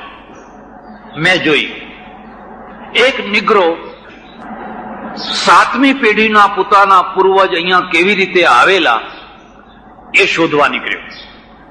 એ પ્રોડ્યુસર છે, ફિલ્મનો પ્રોડ્યુસર છે, પણ એની ઈચ્છા છે કે મારો આદિ પૂર્વજ અમેરિકા આવ્યો કેવી રીતે. એને 7 વાર આફ્રિકાની યાત્રા કરી, ઘાના અને એ બધા પ્રદેશોમાં ફર્યો, અને પછી એના ઉપરથી એક ફિલ્મ બનાવી. તમારા રૂવાટા ઉભા થઈ જાય, રોમ ઉભા થઈ જાય તમને. એ રૂટ્સ જે છે, જો કોઈ વાર સમય મળે ને ચાન્સ મળે તો જરૂર જોજો. અમેરિકામાં એમ કહેવાતું કે જયારે રૂટ્સ ટીવી ઉપર આવે ત્યારે ફેક્ટરીઓ બંધ થઈ જાય, ઓફિસો બંધ થઈ જાય, બધું કામ પડતું મૂકીને લોકો રૂટ્સને જુએ. જેમ જાનવરોને પકડે એમ આરબોની મદદથી એક માણસે આટલા પૈસા, એક માણસે આટલા પૈસા, જેમ જાનવર ખરીદીએ એ રીતે જંગલમાંથી લોકોને ખરીદે, એટલે પકડે અને પછી પેલા વહાણની સઢવાળા વહાણો એના નીચેના ભંડકિયામાં દરેકના પગે કડી કરી કરીને સુવાડી દે. મહિને અમેરિકા પહોંચે ત્યાં સુધી એમને એમ પડ્યા હોય, ઘણા મરી જાય, ફેંકી દેવાના, શાર્ક ખાઈ જશે, માછલા ખાઈ જશે. પછી એમને વેચે, જેમ બજારમાં ગુજરી ભરી હોય એવી રીતે લોકો દાંત જુએ, આમ જુએ, તેમ જુએ, ખરીદે. પછી ખેતરોમાં કામ કરાવવા માટે લઈ જાય. ત્યારે કાયદો પણ એવો, તમે એને ચાબુકથી મારી શકો અને જો અમુક પ્રકારનો અપરાધ કરે તો તમે જાનથી પણ મારી શકો. કાયદા પણ એવા હતા અને બધા કાયદાને આધીન રહીને આ પ્રજા મહેનત મજૂરી કરતી રહી, પોસાતી રહી. ક્રમે ક્રમે ક્રમે ક્રમે ક્રમે આજે તો ઘણું પરિવર્તન થઈ ગયું, પણ એ પરિવર્તન લાવવા માટે અમેરિકાને પોતાના 2 રાષ્ટ્રપતિઓનું બલિદાન આપવું પડ્યું, અબ્રાહમ લિંકન અને કેનેડી. આ 2 રાષ્ટ્રપતિઓને પોતાનું બલિદાન આપ. દક્ષિણના સ્ટેટો બહુ કન્ઝર્વેટિવ છે, બહુ રૂઢિવાદી છે. હું જયારે જોઉં ત્યારે અનુભવ કરું તો આ રીતે અમેરિકામાં પણ આ 2 ભાગ રહ્યા અને 2 ભાગમાં આજે તો ખૂબ પરિવર્તન આવી ગયું છે. આજે તો કોઈ નિગ્રો છે એ ધોળીબાઈને પરણીને જતો હોય રોડ ઉપર હાથ પકડીને, કોઈને કંઈ પડી નથી. ગોરી પ્રજાની આ એક ખાસિયત છે, એ બહુ જલ્દી પરિવર્તન સ્વીકાર કરે છે અને બહુ જલ્દી પરિવર્તન સ્વીકાર કરે છે એટલે નવા નવા મોડેલ આપી શકે છે. ફોર્ડ કંપની 1 વર્ષમાં 2 મોડેલ તૈયાર કરે છે, બજારમાં મૂકે છે 1 વર્ષમાં. નેશનલ પેનાસોનિક જાપાનનું છે કે રોજના ટેપ રેકોર્ડરના 3 મોડેલ તૈયાર કરે, રોજના. આપણે 40 વર્ષમાં એમ્બેસેડરનો એક જ મોડેલ ચાલે છે, બિરલાજી તો ખડખાડ ખડખાડ ખડખાડ. કંઈક તો બદલો, કંઈક તો બદલો. 40-50 વર્ષ થયા. હમણાં નહીં, થોડા વર્ષ ઉપર એક નવો મોડેલ કાઢ્યો, કોન્ટેસા. આ તો ચાલુ રહેવા દીધો, પણ પેલો કાઢ્યો. તમને કદાચ કોઈને ખબર હોય કે ના હોય, આ એમ્બેસેડરનો મોડેલ છે એ બ્રિટિશનો છે, બ્રિટિશમાંથી ડાઈ લઈ આવેલા. અને કોન્ટેસા છે એ 10 વર્ષ પહેલા ત્યાં નાપાસ કરેલી ગાડીની ડાઈ લઈ આવ્યા છે. 10 વર્ષ પહેલા એ ગાડી ત્યાં બનાવેલી અને એને ફેલ કરેલી. એટલે પછી શેઠિયા લોકો પહોંચી ગયા કે ભાઈ તમારું નકામું એ ટુ ઇન્ડિયા, તમારો આઉટડેટ પાવડર ટુ ઇન્ડિયા, તમારા ઉતરેલા કપડાં ટુ ઇન્ડિયા, તમારું જે કંઈ કામમાં આવે એવું ના હોય એનો અમે ઉપયોગ કરી લઈશું. બહુ જલ્દી આ લોકો પરિવર્તન, અને આજે તો બહુ સુંદર પરિવર્તન થયું. પણ ભારતમાં આટલું ઝડપથી પરિવર્તન કેમ નથી થઈ શકતું? એનું મુખ્ય કારણ સમજવા જેવું છે. અને એ કારણ શું છે કે અમેરિકામાં કે ઇંગ્લેન્ડમાં કે બીજા દેશોમાં જે આ વર્ગભેદ જેને કહીએ એ રહ્યો, એ કાં તો રાજકીય રીતે રહ્યો, થોડો સામાજિક રીતે રહ્યો, થોડી રીતે રહ્યો. એને બહુ જલ્દી સુધારી શકાય. પણ ભારતમાં આખા બેઝનું ફાઉન્ડેશન ધાર્મિક છે. જો આ રાજકીય ભેદ હોત, જો આ માત્ર સામાજિક હોત, જો આ માત્ર આર્થિક હોત તો બહુ જલ્દીથી આનું પરિવર્તન કરી શકાયું હોત. પણ આ બધાનું આખું ફાઉન્ડેશન છે ને, એ તો ધાર્મિક ફાઉન્ડેશન છે. દાખલા તરીકે બાઇબલ છે. હવે બાઇબલમાં આવો ભેદ નથી લખ્યો કે ક્રિશ્ચનોની અંદર એક બ્રાહ્મણ ક્રિશ્ચન છે, એક શુદ્ર ક્રિશ્ચન છે, એવું નથી લખ્યું. હા, વ્યવહારમાં છે પાછું, એ તમને કહી દઉં. વ્યવહારમાં છે ને, વ્યવહારમાં એ છે કે આટલી મોટી ક્રિશ્ચિયાનિટીનો પ્રચાર હોવા છતાં પણ આજ સુધી પોપની જગ્યા ઉપર માત્ર ગોરો માણસ જ બેઠો છે. અને હવે તો ગોરા કરતો કાળી પ્રજા વધારે થઈ છે ક્રિશ્ચિયનોમાં, એટલે રંગીન પ્રજા વધારે થઈ છે. પોપની વાત જવા દો, કાર્ડિનલ જે પોપ પછીનું જે બીજું સ્થાન જે કહેવાય આર્ચ બિશપ, એ કક્ષા સુધી પણ હમણાંથી થોડાક માણસો કદાચ 1-2 આવ્યા હોય તો આવ્યા હોય, પણ એ કક્ષા સુધી પણ ગોરા માણસો જ આવે. અને ગોરા માણસોમાં પણ પૂર્વ યુરોપના નહીં, પશ્ચિમ યુરોપના. હમણાં આ છેલ્લા જે પોપ છે એ પૂર્વ યુરોપના, પોલેન્ડના છે. એટલે આ વ્યવહારિક રૂપ થયું. ધર્મશાસ્ત્ર એમાં સંમત નથી, ધર્મશાસ્ત્ર એવું કહેતું નથી, પણ વ્યવહાર આવીને એવો બની જતો હોય કે મારા આશ્રમની અંદર હું મરું તો મારા પછી મારી જ્ઞાતિનો જ સાધુ મહંત બને, મારા પ્રાંતનો જ બને, મારા કુટુંબનો જ બને. આવું એક પ્રકારનું મોહનું વલણ રહેતું હોય છે. એ જ દશા ઇસ્લામમાં છે. તમે જાણતા હો કે ન જાણતા હો, પણ મોહમ્મદ પેગમ્બર છે, એમની જે કુરેશ જાતિ, અને કુરેશ જાતિને વિશેષ અધિકાર આપેલા છે. આજે બધાને કુરાન બોલવાનો ભણવાનો અધિકાર, પહેલા કુરેશીઓને જ અધિકાર. આ કેવું છે કે ધર્મગ્રંથમાં ન લખ્યું હોય પણ છતાં વ્યવહારમાં એ વાતો આવી જતી હોય. એમાં સૈયદ છે.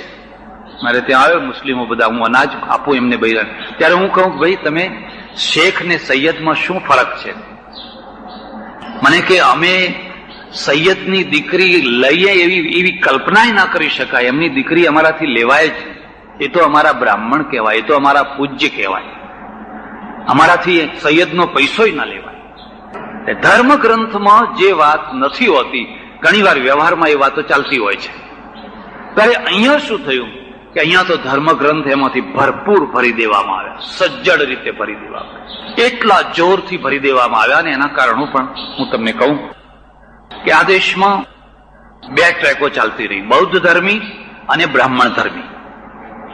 બૌદ્ધ ધર્મી ટ્રેક ચલાવનાર કોણ છે? મોટા ભાગે વિદેશથી આવેલા શકો વગેરે, શકો સિથિયનો વગેરે છે, એ બધા મોટા ભાગે બૌદ્ધ ધર્મી થયા છે. અને બૌદ્ધ ધર્મી જે ટ્રેક છે ને એ વધારે ઉદાર છે, માનવતાની નજીક છે. ભગવાન બુદ્ધની આ વિશેષતા છે. એમણે બધાને સાધુ બનાવ્યા, બધાને સાધ્વીઓ બનાવી, કોઈ ભેદ નહીં. આમ્રપાલી વેશ્યા છે, એ વેશ્યાને પણ સાધુ બનાવી અને અધ્યક્ષ બનાવી દીધી.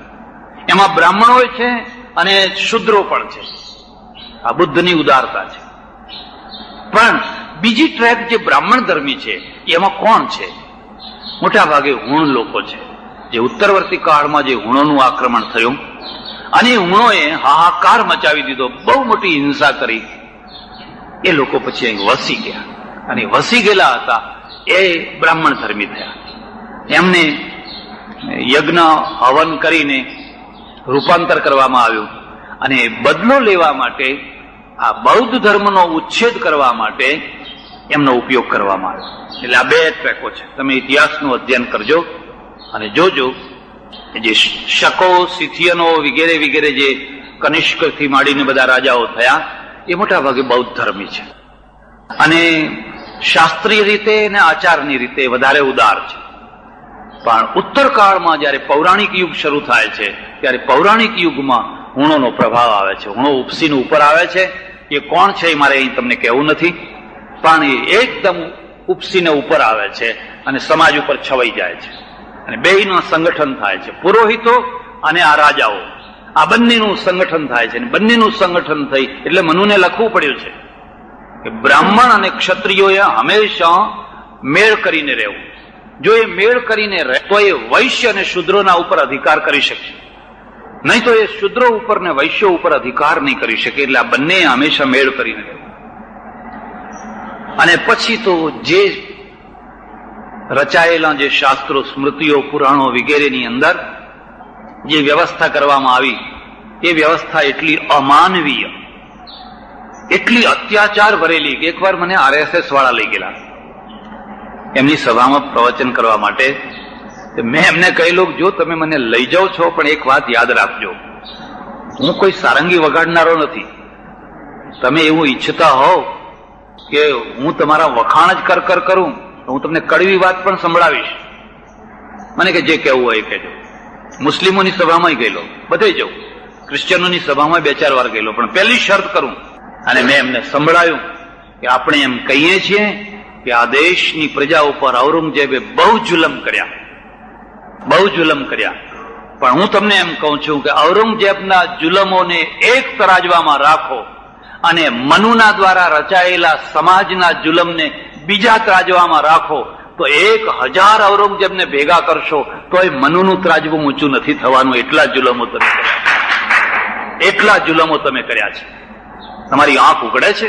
કોઈ વાર પોતાની જાતને શુદ્ર માનીને તમે આ બધા ગ્રંથોનું અધ્યયન કર્યું છે? કોઈ વાર તમે પોતાની જાતને અસ્પૃશ્ય માનીને આ બધા ગ્રંથોનું અધ્યયન કર્યું છે? બધા નારાજ થયેલા, અને મને ખબર જ હતી કે નારાજ થવાના છે, અને નારાજ થાય તો કોઈ વાંધો નહીં. હું દરેક જગ્યાએ જઉં ત્યારે હું કહું જુઓ, હું સંન્યાસી છું, 2 રોટલી ખાનારો છું, અને મારા ગુરુએ કહ્યું છે 2 રોટલી તો તને ભગવાન ગમે ત્યાંથી આપશે, પણ પેટ માટે કે પ્રતિષ્ઠા માટે સત્યને દબાવીશ. અને દબાવાય, જો સત્યને બોલવાની હિંમત ન હોય તો પ્રવચન કરવાનું બંધ કરી દેજે, મૌન લઈ લેજે. મેં કહ્યું તમે બીજી વાર મને ના બોલાવજો. હું કઈ વેવાઈ થવા તો આવ્યો નથી, મારી દીકરી પાછી આવવાની હતી. હું તો સંન્યાસી છું, એક વાર બોલાવે તો વાહ વાહ, ને ના બોલાવે તો વાહ વાહ. પણ તમને તમારા ઘરનું ભાન. આ રચના થઈ.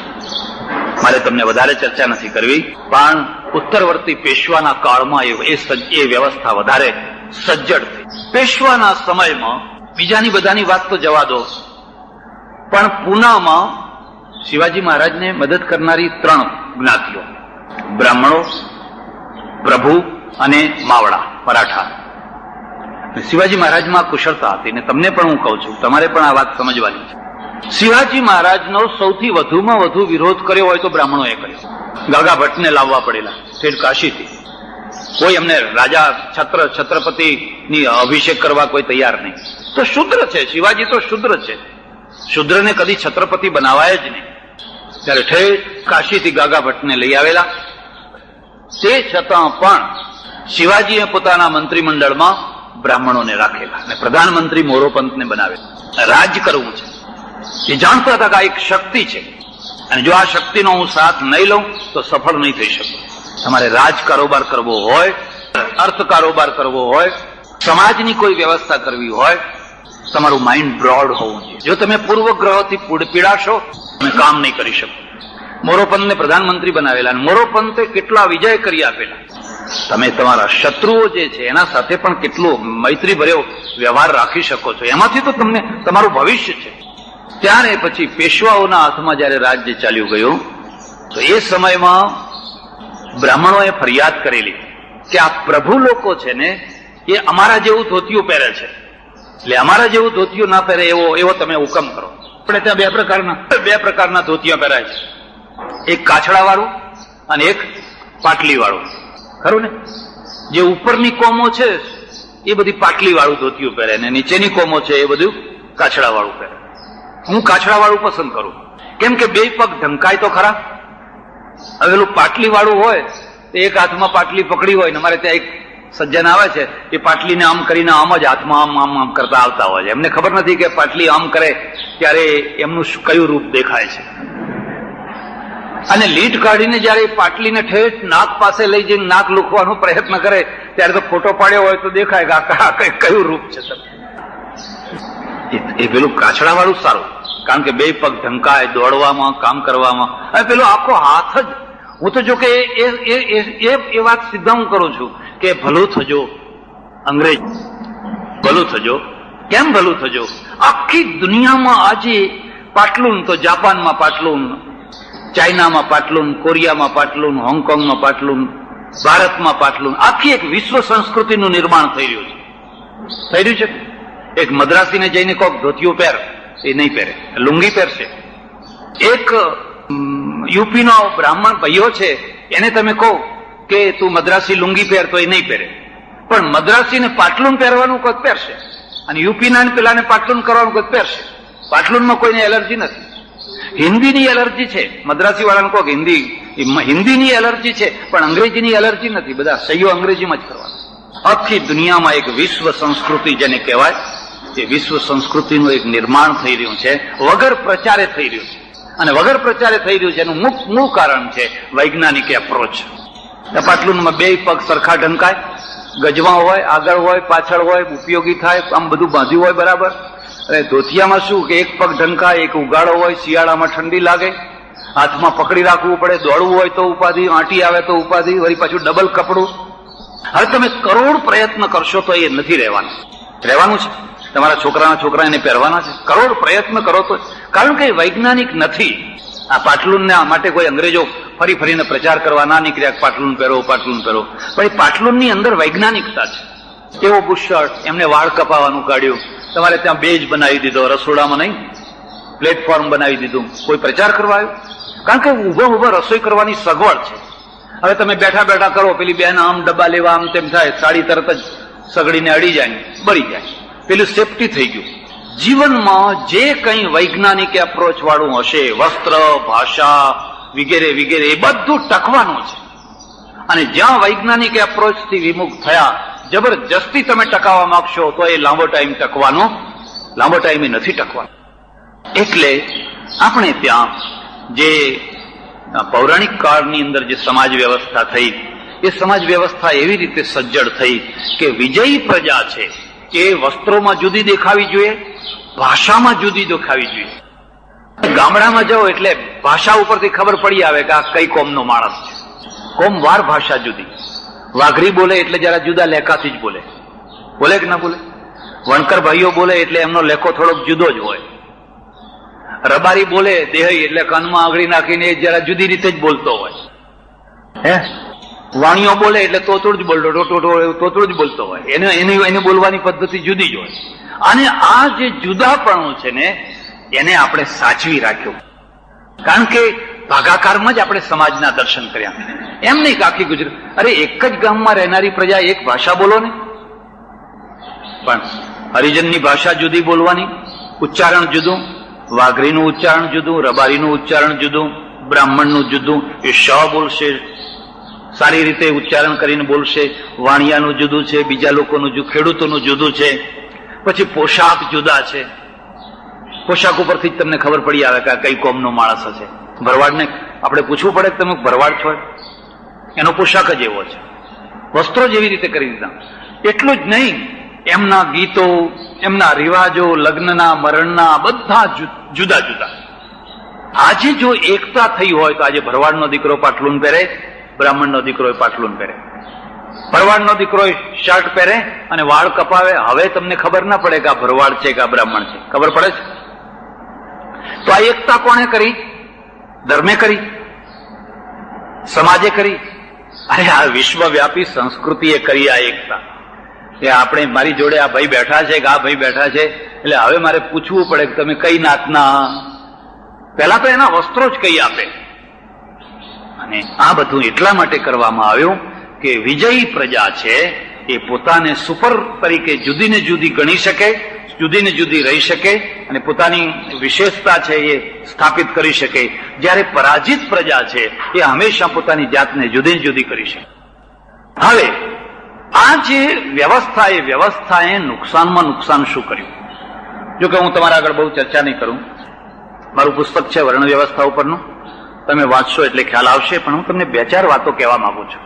એક તો પ્રજાના જીવનના કેન્દ્ર બિંદુઓ 3 છે.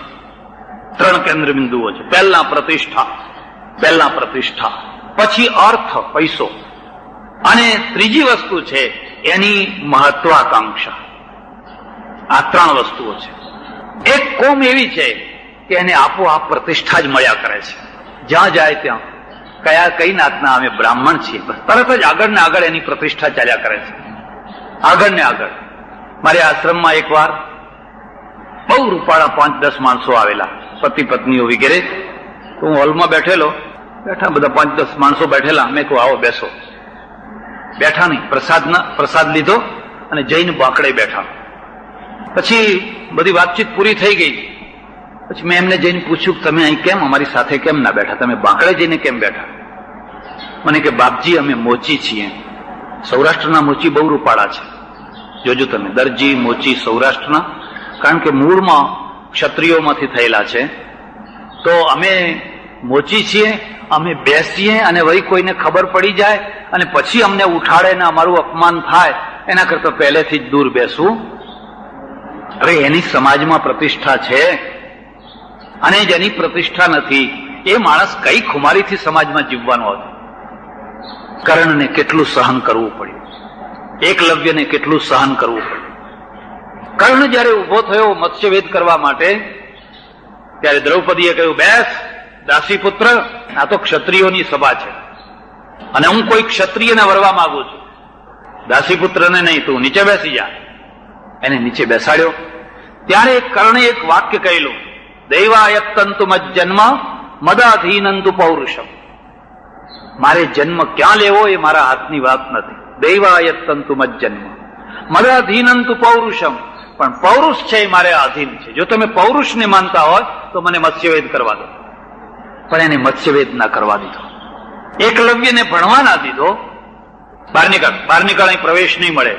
પણ પેલો એટલો શ્રદ્ધાળુ ને એટલો ભક્તિવાળો છે, બાર પૂતળું બનાવીને ભણ્યો ને શીખ્યો, પણ સમાજ એને સહન કરી શક્યો?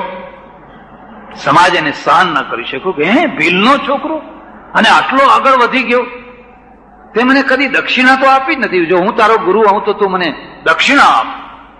એને કહ્યું, ગુરુજી માગો, તમે જે માગો એ આપીશ. તારા જમણા હાથનો કે ડાબા હાથનો મને અંગૂઠો આપ. એને ખાચ્ય દઈને અંગૂઠો કાપી આપ. કોનું મોરલ ઊંચું છે? જે માણસ વગર ગુરુએ માત્ર પૂતળાના આગળ આટલી વિદ્યા પ્રાપ્ત કરી શકે, જો એને ગુરુ મળ્યા હોત તો એ કેટલી વિદ્યા પ્રાપ્ત કરી શક્યો હોત? જો એને કોઈ ભણાવનાર ગુરુ મળ્યા હોત તો એ કેટલી વિદ્યા પ્રાપ્ત કરી શક્યો? કે ચાલો ના મળ્યા એની કઈ વાંધો નહીં, હવે તમે એનો અંગૂઠો કેમ કાપો છો? તમને સરવાળો કેમ નથી આવડતો? કર્ણ વત્તા અર્જુન વત્તા એકલવ્ય, તમારી પાસે 3 મહારથીઓ થાત, પણ તમે બાદ બાકી કરી. અર્જુન બાદ કર્ણ બાદ એકલવ્ય, એકનો એક અર્જુન અમારે. એકલો જાને એકલો જાને એકલો જાને. તમને 3 નો સરવાળો કરતા કેમ નથી આવડતો? અને 3 નો સરવાળો કરતા તમને જે રોકે છે એ રોકનારનું નામ છે વર્ણ વ્યવસ્થા. જો તમારી પાસે આ વર્ણ વ્યવસ્થા ન હોત તો તમે એકલવ્યને સ્વીકારી શક્યા હોત, તો તમે કર્ણને સ્વીકારી શક્યા હોત, તો તમારી પાસે માત્ર એકલો અર્જુન ન હોત, પણ તમારી પાસે 3 મહારથીઓ હોત. એટલે પહેલી વાત છે, સમાજમાં પ્રતિષ્ઠા ક્યાંથી આવતી હોય છે? તમારામાં ઘણા ખરા કદાચ ઓફિસર પણ હોય. આજે તો મકવાણા સાહેબ, સોલંકી સાહેબ, વાઘેલા સાહેબ, બહુ સારું છે. હું જોઈને બહુ રાજી થઉં, ખુશ થઉં. કેટલી સદીઓના અંધકાર પછી આ રૂપ થયું છે. હું ઘણી વાર લોકોને કહું છું કે મને 40 વર્ષમાં 2 મોટી ક્રાંતિઓ દેખાય છે. એક ક્રાંતિ, ખેડૂતોના દીકરા હતા એ વ્યાપારી બન્યા, અને મજૂરોના દીકરા હતા એ ઓફિસર થયા. આથી આ 40 વર્ષની આ મોટી ક્રાંતિ છે. આ પટેલો 40 વર્ષ ઉપર તમે જુઓ તો માત્ર ખેતી કરતા હતા, માત્ર ખેતી કરતા હતા, અને શોષણ એમનું થતું હતું. વેપારીઓ વગેરે વગેરે વેઠ કરાવતા હતા. દરબારો, નવાબો મહેસૂલ ભરવા માટે અંગૂઠા પકડાવતા હતા. આજે જુઓ તો ગંજ બજારમાં બધી પેઢીઓ પટેલો પાસે. ઉદ્યોગપતિ, આર્કિટેક્ટ, ડિઝાઇનર, વકીલ, બેરિસ્ટર, ધંધો વગેરે વગેરે તમામે તમામ જીવનના તમામ ક્ષેત્રોમાં ખેડૂતોના દીકરા ઉદ્યોગપતિઓ થયા. અને જે મજૂરના, એને મજૂરી 3 મહિનાની મજૂરી, 12 મહિના મજૂરી એ ના મળે. સિઝન પૂરતી મજૂરી હોય, તે કઈ થોડું અનાજ મળ્યું ના મળ્યું. આટલી કક્ષામાં જે હતા એના છોકરાઓ આજે ચેમ્બરમાં ખુરશી ઉપર બેઠા ઓફિસર છે, જેના હાથ નીચે 200, 500, 400, 300 એટલા માણસો કામ કરે છે. આ 4 વર્ષમાં હું આને ક્રાંતિ કહું છું. જો તમે એમ આજે પણ એમ કહેવા માંગતા હો કે આ 40 વર્ષમાં કશું જ નથી થયું, તો હું સમજુ છું કે તમે અન્યાય કરી રહ્યા છો. તમે બહુ મોટો અન્યાય કરી રહ્યા છો. 40 વર્ષમાં અહીંયા જેટલું થયું, હા હજુ ઘણું કરવાનું બાકી છે, એ વાત સાચી છે. પણ ઘણા ભાઈઓ એમ જ કહેતા હોય કે 40 વર્ષમાં કંઈ થયું જ નથી, કંઈ થયું જ નથી. ખોટી વાત છે. 40 વર્ષમાં ઘણું થયું છે. અને એટલું જ નહીં, પણ હું તમને એથી આગળ વધીને વાત કરું કે આ જે થયું છે એમાં સૌથી વધારેમાં વધારે ફાળો આપનાર સવર્ણ પ્રજા છે. વિરોધ કરનારી સવર્ણ પ્રજા છે, દુર્દશા કરનારી સવર્ણ પ્રજા છે, અને આગળ લાવનારી સવર્ણ પ્રજા છે. કેટલા ઠક્કર બાપાઓ, કેટલા મજમુદારો, કેટલા ગાંધીજીઓ, કોણ જાણે બીજા કેટલા લોકોએ કેટલું સહન કરીને આ બધું કામ કર્યું છે. તમારા જીવનમાં પણ તમે વિદ્યાર્થી હો કે કોઈ જગ્યાએ નોકરીએ વળગ્યા હો અને તમને કોઈએ સ્કોલરશીપ આપી હોય, કોઈએ મદદ કરી હોય, તમે એને ભૂલી ન જશો. નહીં તો એ શું થશે કે તમારા અંદર એક પૂર્વગ્રહ ઘોળાય છે, અને પૂર્વગ્રહમાંથી માત્ર ઝેર ઊભું થશે. ઝેરમાંથી ઝેર ઊભું નથી કરવાનું. આજે આ બધા બિલ પાસ થાય છે.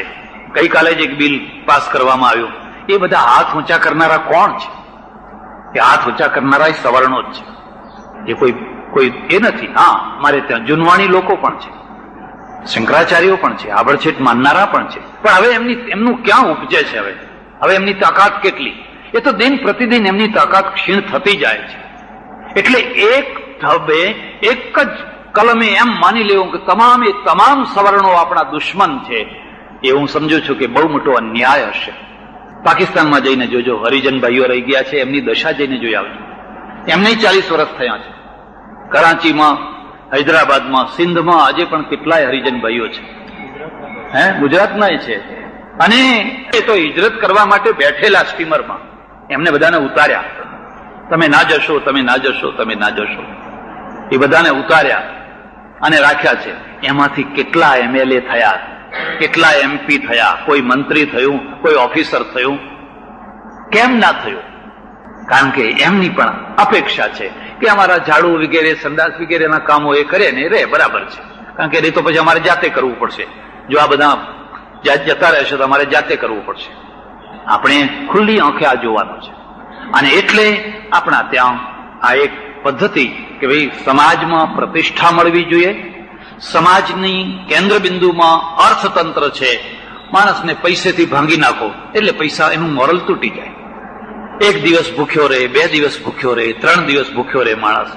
પછી ભૂખ્યો માણસ શું ના કરે? તમે જે કહો એ વૈતરું કરે. હવે એના અર્થતંત્રને ઊંચે લાવવું હોય તો એનો રસ્તો શું? અને ઘણા લોકો પૂછે છે કે તમે આ અનામતના પક્ષમાં છો કે વિપક્ષમાં છો? હું આજે પણ કહું છું હું અનામતના પક્ષમાં છું. ઘણા નારાજ થાય છે કારણ કે મારો આશ્રમ તમે જાણો છો સવર્ણોથી ચાલે છે, કઈ હરિજનોથી ચાલતો નથી. હરિજનોની તાકાત કેટલી? એ તો બિચારા સામાન્ય ગરીબ પ્રજા છે. આખો આશ્રમની જે કઈ હરિજનોને અનાજ આપીએ છીએ, સ્કોલરશીપ આપીએ છીએ, પણ પૈસા બધા સવર્ણોના હોય છે. અને એમને જ મારે નારાજ કરવા પડતા હોય છે. હું એમને એક જ પ્રશ્ન પૂછું છું કે તમે ગંજ બજારના વેપારી છો? હું એક હરિજનનો છોકરો લાવી આપું તમને, BCom થયેલો, ફર્સ્ટ ક્લાસ ફર્સ્ટ છે, 1લા નંબર પાસ થયેલો છે. આ છોકરાને તમે તમારી પેઢી ઉપર નામું લખવા રાખશો ખરા? તમારી પેઢી ઉપર એને નામું લખવા રાખશો ખરા? મને કે ના રખાય. આખા ગંજ બજારમાં અમારી વાતો થાય, ના રખાય. તો હવે તમે મને બતાવો કે આ BCom થયેલો ફર્સ્ટ ક્લાસ ફર્સ્ટ જે છોકરો છે એને જીવનમાં ચાન્સ છે કઈ જગ્યાએ? નોકરી માટેના ચાન્સ ક્યાં છે? એ લોજ કરે, વીસી કરે અને લોકોને ખબર પડે કે આ હરિજનની વીસી છે તો તમે કોઈ જમવા જશો ખરા એ લોજમાં? ખબર ના હોય ને જમો એ વાત તો જુદી છે. એ શાકભાજીની લારી કાઢે તો તમે શાકભાજી લેશો ખરા? તમે મને બતાવો એના માટે આજીવિકાની જગ્યા ક્યાં છે? જો એ બધી જગ્યાએ, જેમ તમારા બાળકને બધી જગ્યાએ નોકરી મળે, એક બ્રાહ્મણનો છોકરો જઈને મહેતાગીરી કરે, વાણિયાનો દીકરો જઈને મહેતાગીરી કરે, એને તરત નોકરી મળી જવાની. પણ આને નોકરી મળશે કે? હરિજનની વાત તો બહુ દૂર રહી. હું કહું ખાલી વાઘરીનો છોકરો છે, એ તો અસ્પૃશ્ય નથી. વાઘરીનો છોકરો BCom થયો હોય અને તમારી પેઢી ઉપર એને બેસાડવો હોય તો તમે એને મેનેજર બનાવશો? તમે એને ચોપડો સોંપશો? ના હો, ના બેસાડાય. મારે આશ્રમમાં એવું થયેલું, એક આવડું છોકરું મા બાપ વિનાનું, વાઘરીનું, બાજુના ગામમાંથી આવ્યું. મેં કહ્યું તું રે આશ્રમમાં. મેં એને રાખ્યો. જેટલા આવે એટલા બધા મને એક જ વાત કહે, મને કે જોજો બાપજી આશ્રમમાં વાઘરી ના ગલાયો. એ ગમે એમ તો જાત ઉપર જયા વિના ના રહે. જેટલા હોય એટલા બધા એક જ વાત કહે, મને ઘરે આ ક્યાં રાખ્યો? એ તમે ગમે એમ કરો ને એ એની જાત ઉપર જશે જ એમ. લોકોના મગજમાં જે વાતો બેસી ગયેલી છે એવી રીતે બેસી ગયેલી, એને કાઢતા હજુ વર્ષો લાગવાના છે. અને આખા પેટલાદ તાલુકામાં મેં મારી જાતે SSCમાં સંસ્કૃતમાં સૌથી વધારેમાં વધારે માર્ક લેનાર વાઘરી છોકરાને ઇનામ આપેલું છે. સૌથી વધારે માર્ક લાવનાર વાઘરીનો છોકરો. અમારી બાજુમાં જ વાઘરીના ઘર છે, બહુ સંસ્કારી, બહુ સારા.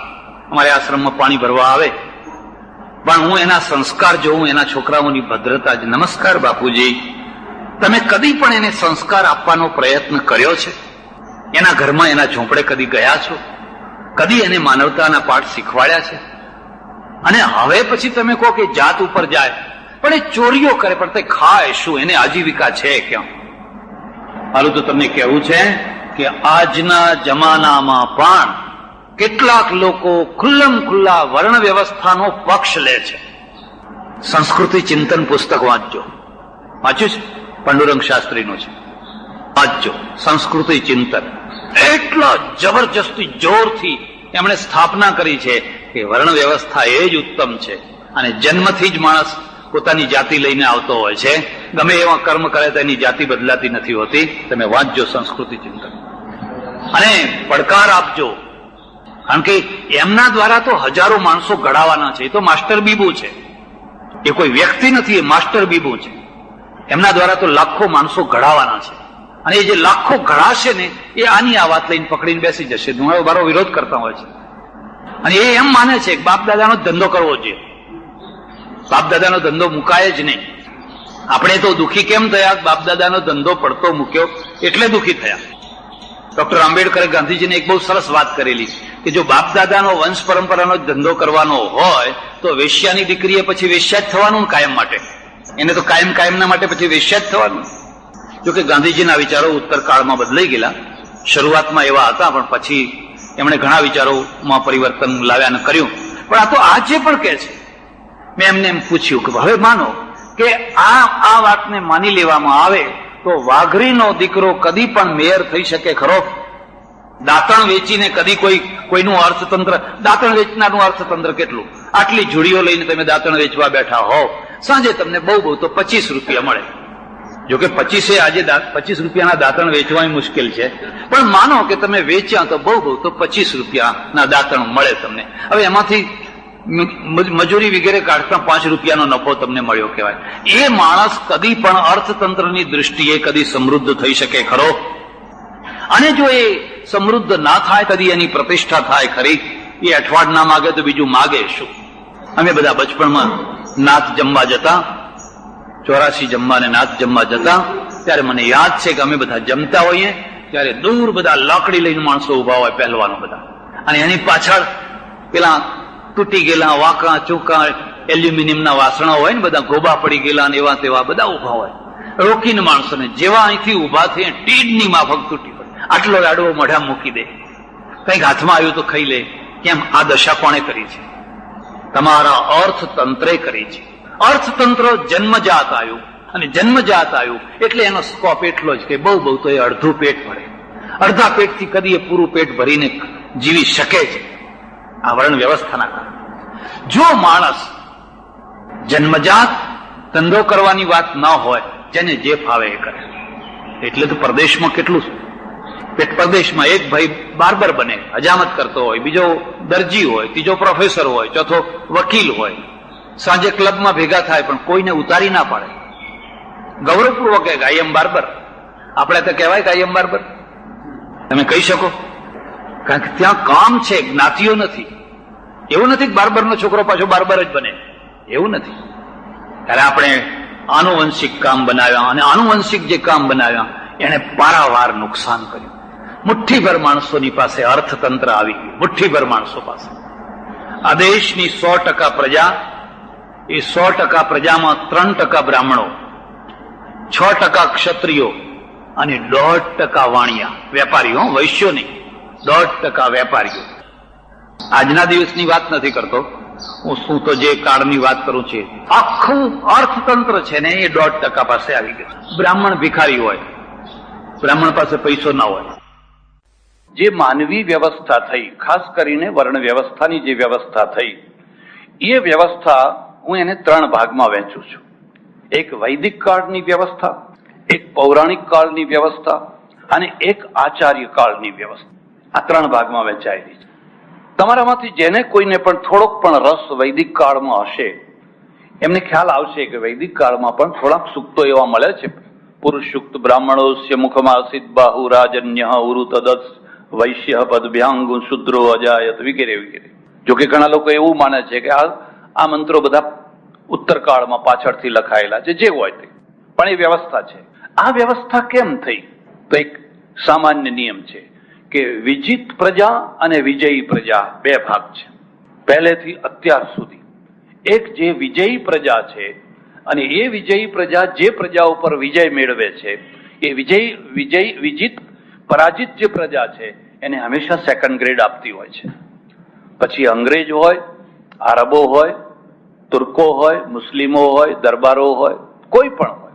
અંગ્રેજોએ નિયમ કર્યો કે આ રોડ ઉપર ઇન્ડિયનો નહીં ચાલી શકે, આ મોહલ્લામાં ઇન્ડિયનો નહીં રહી શકે. તમે દક્ષિણ આફ્રિકામાં હમણાં સુધી એ નિયમ હતો કે બાંકડો હોય એના ઉપર લખેલું ઓનલી ફોર વ્હાઇટ પીપલ, એ ખાલી પડ્યો હોય તો કોઈ કાળો માણસ ઉપર બેસી ન શકે. વિજયી પ્રજા છે એ પરાજિત પ્રજાના માટે સેકન્ડ થર્ડ ગ્રેડની વ્યવસ્થા કરતી હોય છે. અને એ જ પ્રકારની અહીંયા એક વ્યવસ્થા થઈ. અને એનું મૂળ કારણ છે કે તમારા સાથે હું સંમત થઉં કે ના થઉં, મોટા ભાગની પ્રજા બહારથી આવી અને એમાં આર્યો પણ બહારથી આવ્યા. ઘણા લોકો આજે પણ એવું કહે છે કે નહીં, આર્યો બહારથી નથી આવ્યા, અહીંના જ છે, અહીંના જ છે. એ કે મને એના સાથે કોઈ નિસ્બત નથી, પણ હું પોતે એમ માનું છું કે ભલે 3000 વર્ષ પહેલા, 5000 વર્ષ પહેલા, 10,000 વર્ષ પહેલા, પણ ક્રમે ક્રમે ક્રમે ક્રમે બહારથી લોકો આવતા ગયા. જો તમને બરાબર જો જેમની રુચિ હોય તો તમે જોશો કે જે ભૂમધ્ય રેખા છે એ આખી પૃથ્વીના ગોળ નકશાને તમે ભૂમધ્ય રેખાથી દક્ષિણનો ભાગ જુઓ, મોટા ભાગે બ્લેક પ્રજા છે, મોટા ભાગે બ્લેક પ્રજા છે. અને ઉત્તરનો ભાગ જે છે એ ઉત્તરનો ભાગ છે એ ગોરી પ્રજાનો છે. અને ઉત્તરમાંથી દક્ષિણમાં સંક્રમણ થયું છે, દક્ષિણમાંથી ઉત્તરમાં નહીં. કોઈ પણ જગ્યાએ તમે જોશો તો ઉત્તરની પ્રજા છે એ ખસતી ખસતી ખસતી ખસતી ખસતી દક્ષિણ તરફ ગઈ છે. દક્ષિણની પ્રજા ખસતી ખસતી ઉત્તર તરફ ગઈ હોય એવું ભાગ્યે જ તમને જોવા મળશે. એટલે પછી એ સાઇબેરિયા હોય, મધ્ય એશિયા હોય, બીજો કોઈ ભાગ હોય, જ્યાંથી પણ ટોળે ટોળા આવતા રહ્યા. અને એ જે ટોળા આવતા રહ્યા એ જૂની પ્રજા છે, એ જૂની પ્રજા ખસતી ગઈ, નવી પ્રજા વસતી ગઈ. અને એ રીતે એક વ્યવસ્થા ચાલી. જે વેદોનું અધ્યયન કરનારા ભાઈઓ છે એમને ખ્યાલ હશે કે વૈદિક કાળમાં બ્રાહ્મણો અને ક્ષત્રિયો વચ્ચે વર્ષો સુધી સંઘર્ષ ચાલ્યો છે, વર્ષો સુધી.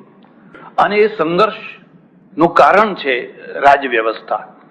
પરશુરામ સુધી તમે જોશો, દેવદાસથી માંડીને, દિવોદાસથી માંડીને પરશુરામ સુધીની આખો એક સંઘર્ષ છે. ઉત્તરકાળમાં પછી એક સમાધાન થયું.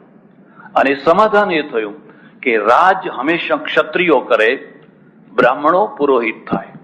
પુરોહિત એટલે યજમાન, ગૌર નહીં. પુરોહિત એટલે દિવાન, પ્રધાનમંત્રી. જેમ શિવાજી મહારાજના પછી મરાઠાઓની ત્યાં વ્યવસ્થા થઈ, રાજા મરાઠા થાય, પણ પેશવા છે એ ચિત્પાવન બ્રાહ્મણ થાય.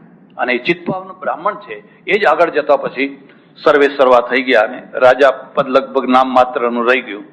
આવી બે વ્યવસ્થા થઈ અને બે વ્યવસ્થા સ્વીકૃત થઈ કે રાજા હંમેશા ક્ષત્રિય થાય અને પુરોહિત છે એ હંમેશા બ્રાહ્મણ રહે. આ વ્યવસ્થાના કારણે આ બે વર્ણ છે, બે ભાગ છે, બે વર્ગ છે. એ બે વર્ગ સુપિરિયાલિટી. અને જો મનુસ્મૃતિ તમે વાંચશો તો એમાં લખેલું છે કે બ્રાહ્મણ અને ક્ષત્રિય હંમેશા હળી મળીને રહેવું અને વૈશ્ય અને શુદ્ર કદી માથું ના ઊંચકે એના માટેની હંમેશા તકેદારી રાખવી. હું તો ઈચ્છું છું કે તમે એકવાર તટસ્થતાથી મનુસ્મૃતિનું અધ્યયન કરો. અને મનુસ્મૃતિનું અધ્યયન કરનાર કોઈ પણ વ્યક્તિ છે એ તો કાં તો બહુ જો એ પરંપરાવાદી હશે તો એમ કહે છે કે આ બધા ક્ષેપક મંત્રો છે, આ બધા કોઈએ ઘુસાડી દીધેલા મંત્રો છે. આ સાચી દલીલ નથી. સાચી દલીલ એ અર્થમાં નથી કે કોણે ઘુસાડી દીધા, ક્યારે ઘુસાડી દીધા, એના ઉપર જૂનામાં જૂના આચાર્યોની ટીકા છે. માનો કે મેધાતિથિ છે, કુલ્લુક ભટ્ટ છે. આ મેધાતિથિ અને કુલ્લુક ભટ્ટ મનુસ્મૃતિના બે પ્રચંડ ટીકાકારો છે અને એ બે જૂના છે, બંનેની ટીકાઓ મળે છે. પછી એ આવ્યા ક્યાંથી? પણ આ એક વાસ્તવિકતા છે. એટલે આ બે વ્યવસ્થા એક વૈદિક કાળમાં ચાલી તો પરાજિત જે પ્રજા હતી એ પરાજિત પ્રજાને શુદ્રના સ્થાને રાખવામાં આવી. અને એ મોટાભાગની એ પ્રજા પર્વતોમાં, ડુંગરોમાં એવી બધી જગ્યાએ ચાલી ગઈ. જેમ જેમ જેમ મધ્યકાળમાં પણ થયું. તમને ખબર હશે કે નેપાળમાં અને હિમાલયમાં મેવાડથી, ગુજરાતથી ને મહારાષ્ટ્રથી ભાગેલી પ્રજા આજે પણ ત્યાં વસે છે. નેપાળમાં મૂળ જે પ્રજા છે એ નેવારી છે. અને જે રાજવંશ એટલે જે વચ્ચે જે વ્યવસ્થા કરનારો વંશ હતો એ રાણાવંશ હતો. અને રાણાવંશ અહીં મેવાડથી ગયેલો. ગોવિંદ વલ્લભ પંત, તમે નામ સાંભળ્યું હોય, મુખ્યમંત્રી હતા. ગોવિંદ વલ્લભ પંત મૂળ મહારાષ્ટ્રના છે. અને મહારાષ્ટ્રની પ્રજા મુસ્લિમોના ત્રાસથી ભાગીને પર્વતોમાં છુપાઈ ગઈ, કારણ પર્વતોમાં રક્ષણ મળતું હતું. એવી રીતે ગુજરાતમાંથી ભાગેલી પ્રજા, નાગર બ્રાહ્મણો વગેરે, એ બધા ઘણા હિમાલયના દૂર ભાગોમાં જઈને રહ્યા અને એ જ પછી નેપાળ ઉપર રાજ કરતા થયા. આવી રીતે જ્યારે પણ બહારથી હુમલાઓ આવે અને એ હુમલાઓ સામે ટકી ન શકાય અને ખતરો ઉભો થાય ત્યારે દુર્બળ પ્રજા છે એ પહાડોનું શરણું લે, જંગલોનું શરણું લે. આજે જંગલો નથી રહ્યા. પ્રાચીન કાળમાં તો ઘણા જંગલો હતા, પણ એવી દૂર જગ્યાએ જાય કે જ્યાં આક્રાંતા છે, એનો હાથ લાંબો ના થઈ શકે, એનો હાથ પહોંચી ન શકે અને પોતાના અસ્તિત્વને ટકાવી શકે.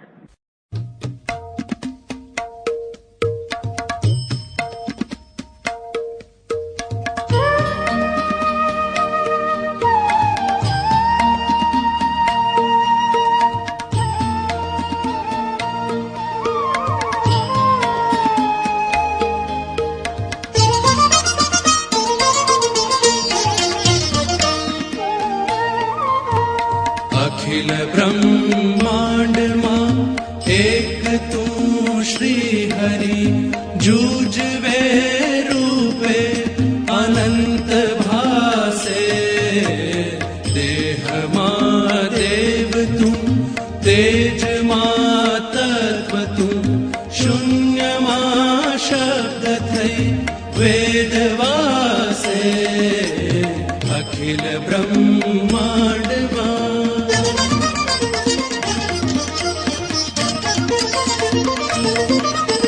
पवन तू पाणी तू भूमि तू भूधरा वृक्ष થઈ ફૂલી રહ્યો આકાશે વિવિધ રચના કરી અનેક રસ લેવાને શિવ થકી જીવ થયો તે જ આશે અખિલ બ્રહ્માંડમાં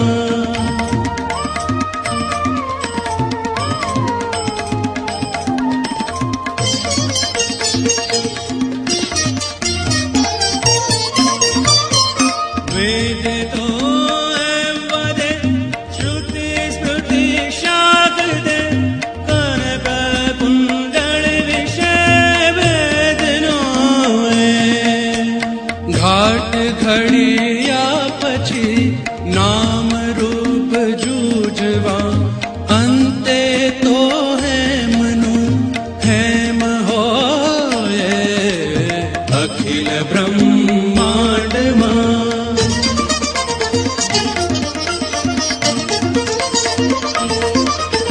ગ્રંથ ગરબડ કરી વાત ન કરી ખરી જે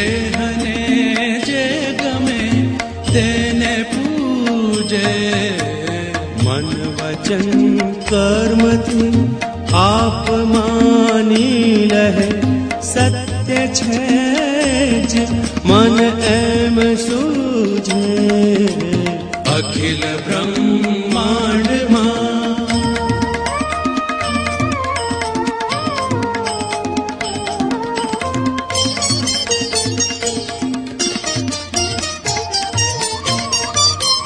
વૃક્ષમાં બીજ તું બીજમાં વૃક્ષ તું જો પટંતરો એ જ પાસે ભણે નરસૈયો એ મન તણી શોધના પ્રીત કરું પ્રેમથી પ્રગટ થા